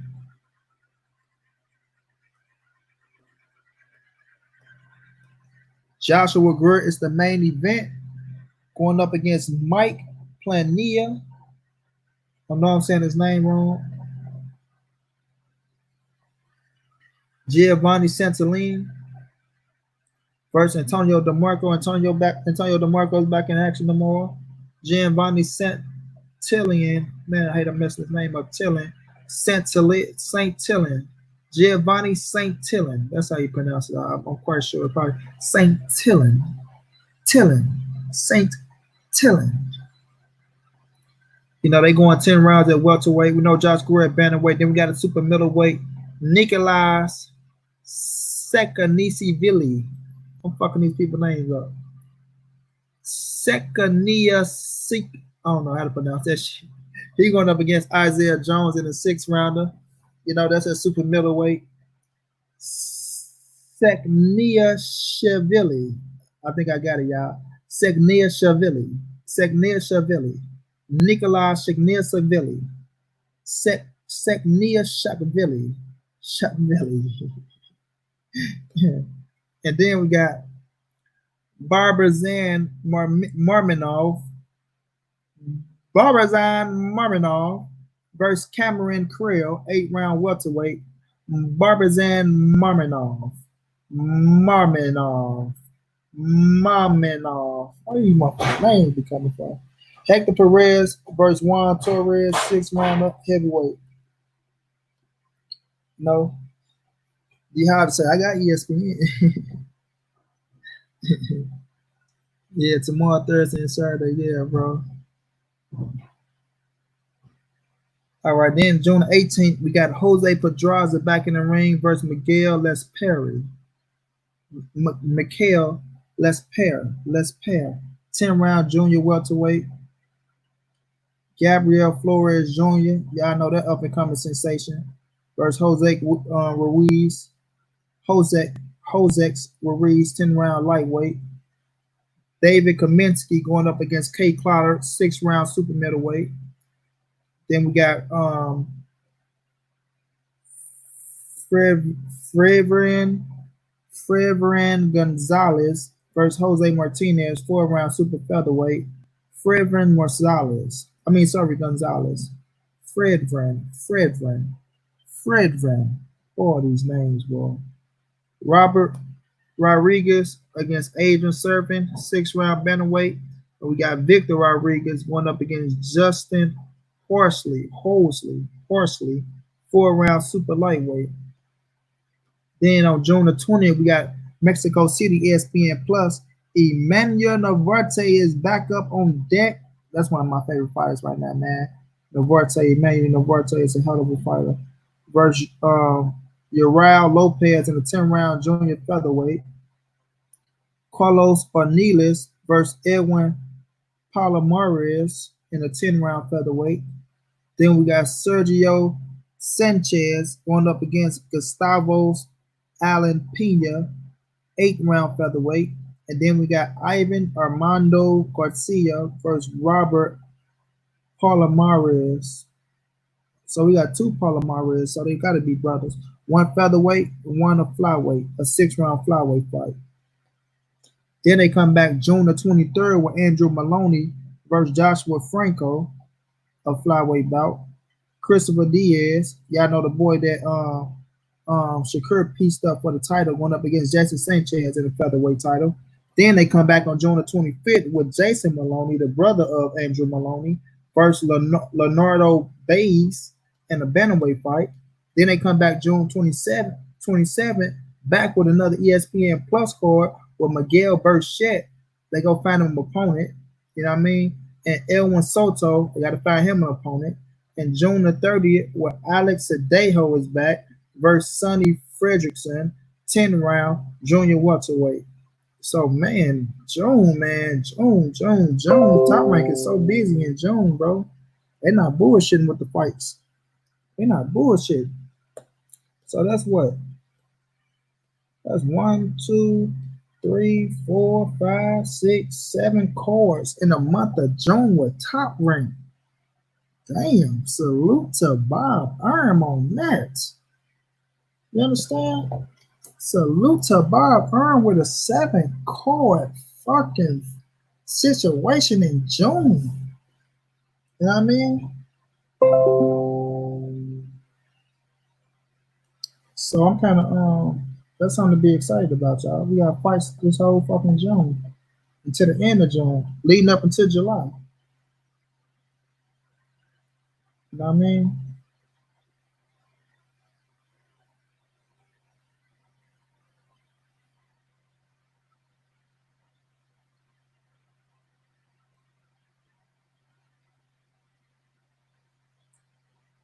Yeah, salute to that, bro. Salute to that. Damn.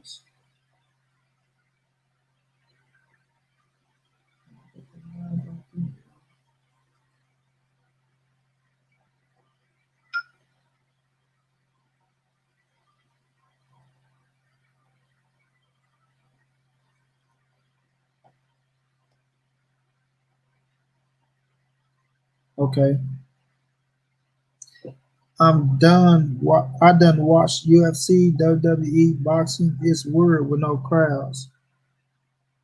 I mean, usually when I'm streaming the fights, I got the volume off, so it ain't weird to me. You know what I mean? It ain't weird to me. I almost like the same. You know what I'm saying? I almost like the same shit. Fighting is fighting. Now WWE, that'd probably be something kind of weird without the crowd, because they play into the crowd like, you know, that's that's a whole script out situation. So they really play into the crowd, you know.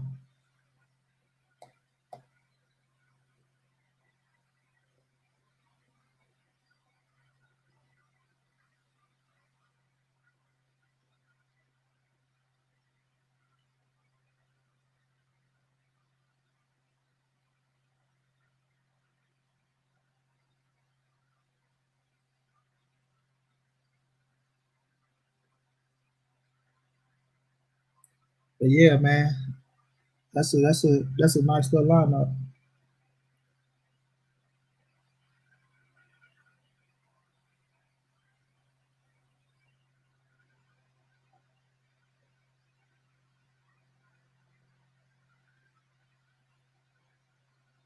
So now, y'all, I'm gonna touch on this and then I'm gonna get ready to wrap it up. Let me make sure I touch on this.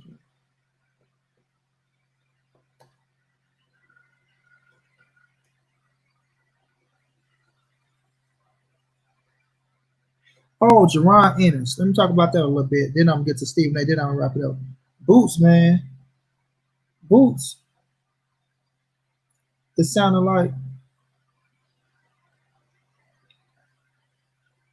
he ready for Earl and Bud right now. You know what I'm saying?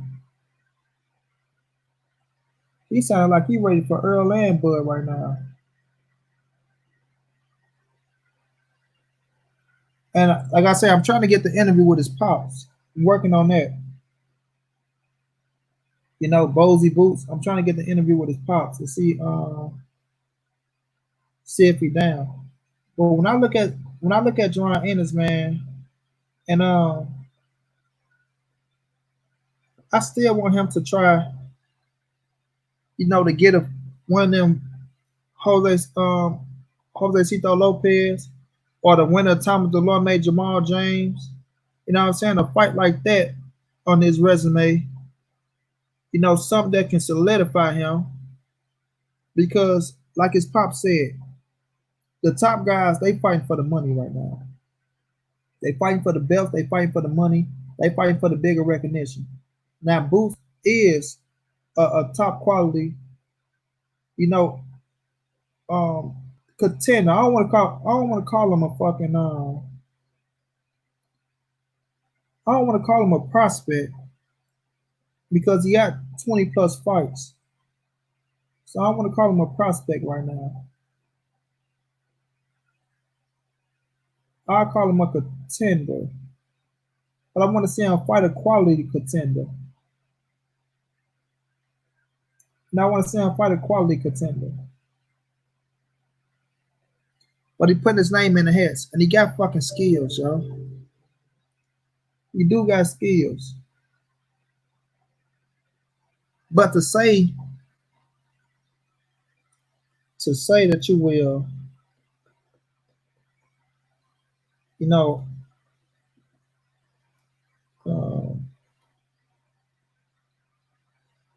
I want to find thing. I know I had it, yeah. Man, I'll be screenshot shit and can't find it no more. But you know, to say that you are outbox Bud and Spence, I don't know, Boots. Him versus Vargas is beautiful. I mean, him and Ortiz. Him versus Jesse Vargas, that ain't a bad fight though, D. Hodges.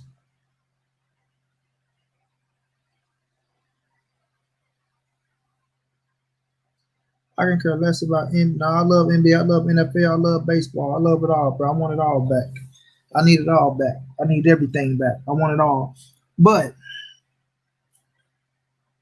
Boots, man, you know, that kid believes. He believes, and a lot of people back him. You know, a lot of people, we know Philly go back him. They supposed to back him. But, you know, he really believes he can just outbox Earl and Bud. And he's supposed to think that way. You know, and I used to be in the thing of, you know, let him get here, let him get there. But now we gotta get to the point if they think they're ready with the get ready in there, and they young lions coming up and they want to rally with the big lions, then fuck it, man. If the big lions want to give them the opportunity, let it happen. You know what I'm saying? Let it happen. You know, when Sugar Ray Leonard and Tommy Hitman Hearns first fight, they was in their mid-20s. I mean, they was in their mid-20s. So, fuck it. If you're 22, 23, and you feel like you can hang with the big dogs, 30-year-olds, and you want to get in there, you want to prove yourself, and you think you can get there, all right. If they give you the opportunity, I'm all for it, man. I'm all for it because I usually want to, you know, let the young lions get the proper training that they say they want. Sorry, not the proper training, but the proper fights to get them ready for the big boys, for the big leagues, because they don't have to rush it for real. They don't have to rush it. But I feel like with everybody looking at the money, everybody looking at these young boys shining, they seeing the jewelry, they seeing the cars, they seeing this, they seeing that. Everybody like, well, fuck it, I can do the same thing, man. If he's 22 years old with a title, if he's 23 years old with a title, then guess what? I can be 22, 23-year-old with a title. But you got to look at who they fighting for the titles. You understand what I'm saying? You got to look at who they fighting for the titles. Boots, you in the motherfucking division of killers. You know what I'm saying? You in a division of killers. Now, credit, you do got skills. You got pop. You can move. You can do this. You can do that. But I always say this, bro. When you get into that ring and somebody can match your speed, somebody can match your power, somebody can match your intensity, when you ain't the best at something inside the ring and you face that adversity and you ain't never been through that adversity, it's how you go adapt. It's how you go adapt, how you go react. And if you've never been through it, you don't know how you're going to react. You don't know how you're going to adapt when you get in there and you ain't the fastest motherfucker in the ring. You don't know how you go to adapt when you get in there and you ain't the most powerful person, or you ain't the most smartest person, or you got a motherfucker that can match you in every category. So now you got to try to switch it up and change something different. You know what I'm saying? So I just want them to move my dude the right way. I don't want them to really try to push it too fast, especially fucking around in the welterweight division. Because the welterweight division, like I say, that's the league of the real. Even if they're not fighting each other, but they is getting to it. But them boys for real, for real. They for real. And I know they in their 30s and their early 30s, and we know how boxing is, how you get pushed out the door in your mid-30s. You start getting pushed on out that door. You start falling on back. If you made a lot of money, you start slacking and slacking and slacking. Who knows if you really want to be that great, that all-time great. And it's gonna be yet to be seen by some of these fighters. But to the young lions, I don't want y'all to rush it too fast because y'all looking at these other fighters being flashy, rich. They got this, they got that. And you like, fuck that. I want my turn. It's my turn. I'm here. I'm ready. I'm at the division. I got this. I got this in my arsenal. I got that in my arsenal. I'm 25-0. I'm 26-0. 21 knockouts, 19 knockouts, 20 knockouts, whatever the knockout ratio is, and you feeling like I'm ready for the big dog because I knocked out who I'm supposed to knock out and some subpar people. And you get your ass in that ring and your ass get irks and Lubin. You know what I mean? Your ass get irks and Lubin. And Lubin is my guy, and he fought his way back right now, working with Kevin Cunningham, a St. Louis trainer. But you get your ass irks and Lubin in that ring, and you got to be fighting your way back. You know? And not saying that's going to happen in the booth. Not saying he can't get in there and do what he say he want to do because he believe in his skill set and he believe in himself. The only person know what you can really do is yourself. You understand me? But all I'm going to say is be careful what you ask for because you just might get it. And when you do get it, it ain't what you thought it was. You know what I mean? It ain't what you thought it was. And that's a fact. But I like Bruce Ennis. Like I said, I'm trying to get Bozy Ennis in this thing. We're going to see what his pops say. I kept it real with him. I let him know my position from the beginning. So when I get him on her, it won't be like, oh, you said this, you said that, you said this. And now you're on your little show. And now you want to say this, that, and the third. Nah, homie. I'm going to keep it real from the jump. and we'll see what happens, man. But I like Bruce Ennis. I think he can be a world champion in the future, not just a world champion, but a multi-world champion, a few division world champion. He do got them type of skills on him, but he got to let it develop all the way. You got to work your way up the choice the right way, and don't rush it because you don't want to fuck your career over by rushing, you know. But who knows? He might get in that bitch and might do everything that he said he can do. We'll just have to wait and see. We'll just have to wait and see. But I'm gonna move on to Stephen A. Smith. Then I'm gonna wrap it up, y'all. Stephen A. Smith came out, you know, said some things that he don't think that that basketball players should not come in and not play because of social injustice situations. You know what I'm saying? He's saying that Corona, you understand. But he said things like this, protesting, standing up for a cause, that shouldn't be a reason for you not to go to work. You know what I mean? So I think Stephen A. Smith is on the line of basketball players coming back and playing the game of basketball if the game is resumed. And the game has looked like it's going to resume. You know what I mean? In July, if I'm not mistaken, or at the end of June. Now, my thing to Stephen A. Smith. You're not a player, sir. You're a fucking journalist, an NBA analyst. You know what I mean? You don't have to fucking take the risk that the players are taking. You know, you don't have to take that risk. Now, yes, I know we all can catch this shit. You know what I'm saying? We all can catch this shit at any given time. That's true. But we've seen basketball players get affected with it. Seen basketball players lose their fucking family members to the shit. To my recognition, I don't know if Stephen A. Smith lost a family member to the situation or what he's saying. Now, he said under corona situations, he understands. But under social justice situations, so if a player feeling a certain type of way, if a player want to say, I don't want to play because of this or that, because the police is killing my fucking black brothers in the streets or my black sisters in the streets and I don't want to go, I'm going to protest by this way, I'm going to sit out a game. It's not your responsibility, Stephen A. Smith, to tell that player not to do that. You know what I'm saying? It's not on you to go and tell. You can't tell no man how to put their message across in this world. No man. No man. Whether somebody want to protest, whether somebody want to take a knee, whether somebody want to sit out for a game, whether somebody want to just say, fuck you, fuck you, fuck you, whether somebody want to say it's not right, whatever the situation they might want to say it is, you can't tell nobody how to take their stance in this world. It's not your position. It's not your position. Your position is to cover the sport of basketball. You know what I mean? And if a player don't want to play the fucking game, so you don't have nothing to do for your job, then you can't try to push him to do that shit. Now I see LeBron saying he want to play. I see Kyrie saying he don't want to play. You got some players on Kyrie's side. You got some players on LeBron's side. That's for the fucking players to decide, bro. It's not for you to decide, Stephen A. Smith. It's for you to sit your ass on the sideline and wait to see what those players come up with and support whichever way it go. What if they playing? Okay, they playing. Let's get to it. If they not playing, okay, they not playing. But it's not on you to make that call. You know what I mean? You don't hold the power they hold.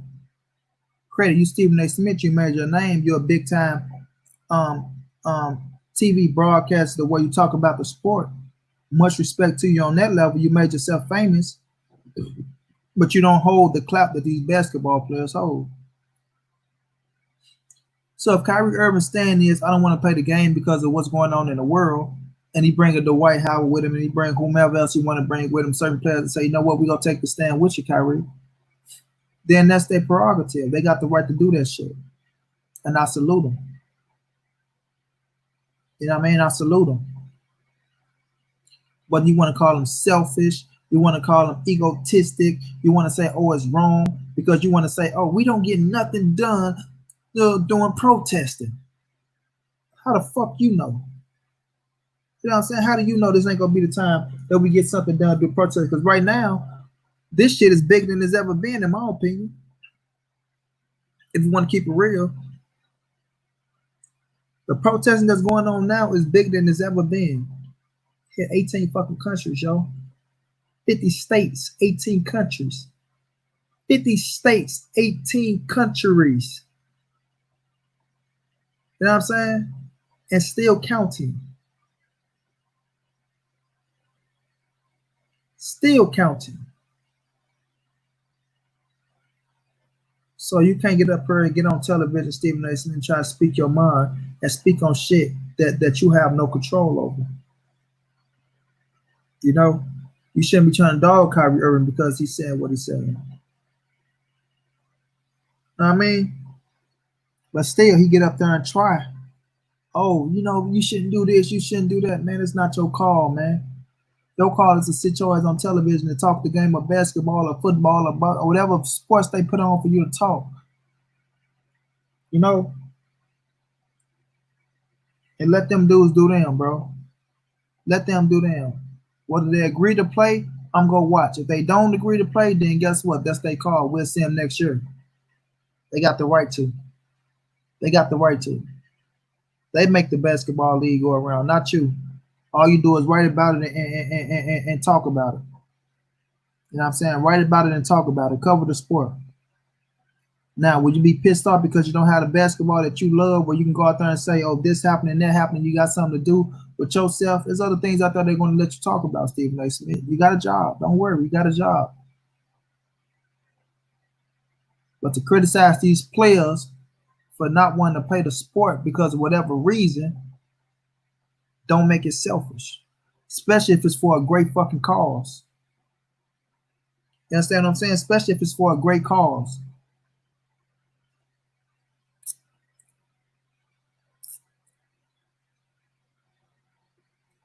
So, I just want Stephen A. Smith to sit on down, relax. What Norwood say, you gotta relax. Period. You gotta relax, man. You know, I know you're probably trying to agree with LeBron James because everybody know LeBron is the face of basketball, and if he say, "Oh, it's time to play," then everybody supposed to just jump and say, "Oh yeah, we gonna play."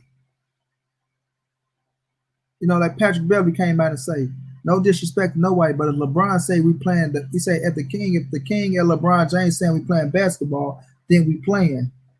Well, not everybody feel that way, Patrick Beverly. And I'm a fucking Lakers fan. I want to see my Lakers get another fucking ring. I want to see my Lakers get another ring. LeBron going for his fourth. But if people don't want to play basketball, bro, they don't have to play basketball. You know, they don't have to play basketball. And if it's for a cause I agree with, then I'm riding with it, regardless of what anybody say. But Kyrie Irving has a voice. Kyrie Irving has a choice. And whatever he chooses to do, man, y'all should respect it. Y'all should respect it. You know? Because the league said they were shutting it down. Y'all want to be pissed off and be like, oh, man, you know what, man? They shutting it fucking down. We want to play basketball. We want y'all go sit y'all ass down and say, damn, you know what the league said?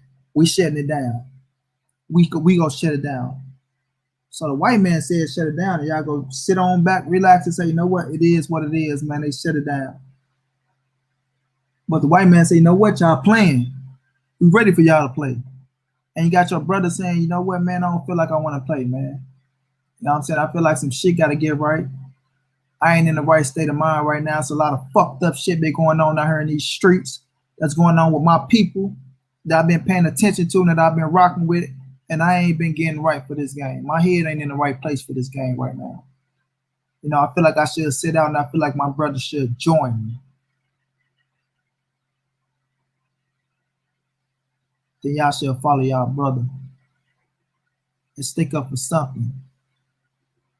Especially making a big impact like this when we're talking about the NBA fucking A. that we already lost out on half the fucking season, or however many games we lost out on, quarter of a season or whatever. But if your brother sitting up here saying, man, my head ain't in the right place, I feel fucked up about what's going on with our people out here in these streets, y'all should feel fucked up about it too. Some of you Negroes wearing all these shirts, pumping the fist up, talking about you this, you that, and this, that, and the third. Now when it's time to take a bigger stand for the cause, now when it's time to take a bigger stand for the cause, sit our ass out and chill out. Now y'all niggas want to try to dog me out. Now y'all telling me to shut up and dribble. See what I'm saying? Now y'all want to tell me to shut up and dribble. Like the white bitch told LeBron James. Now y'all want to tell it to me.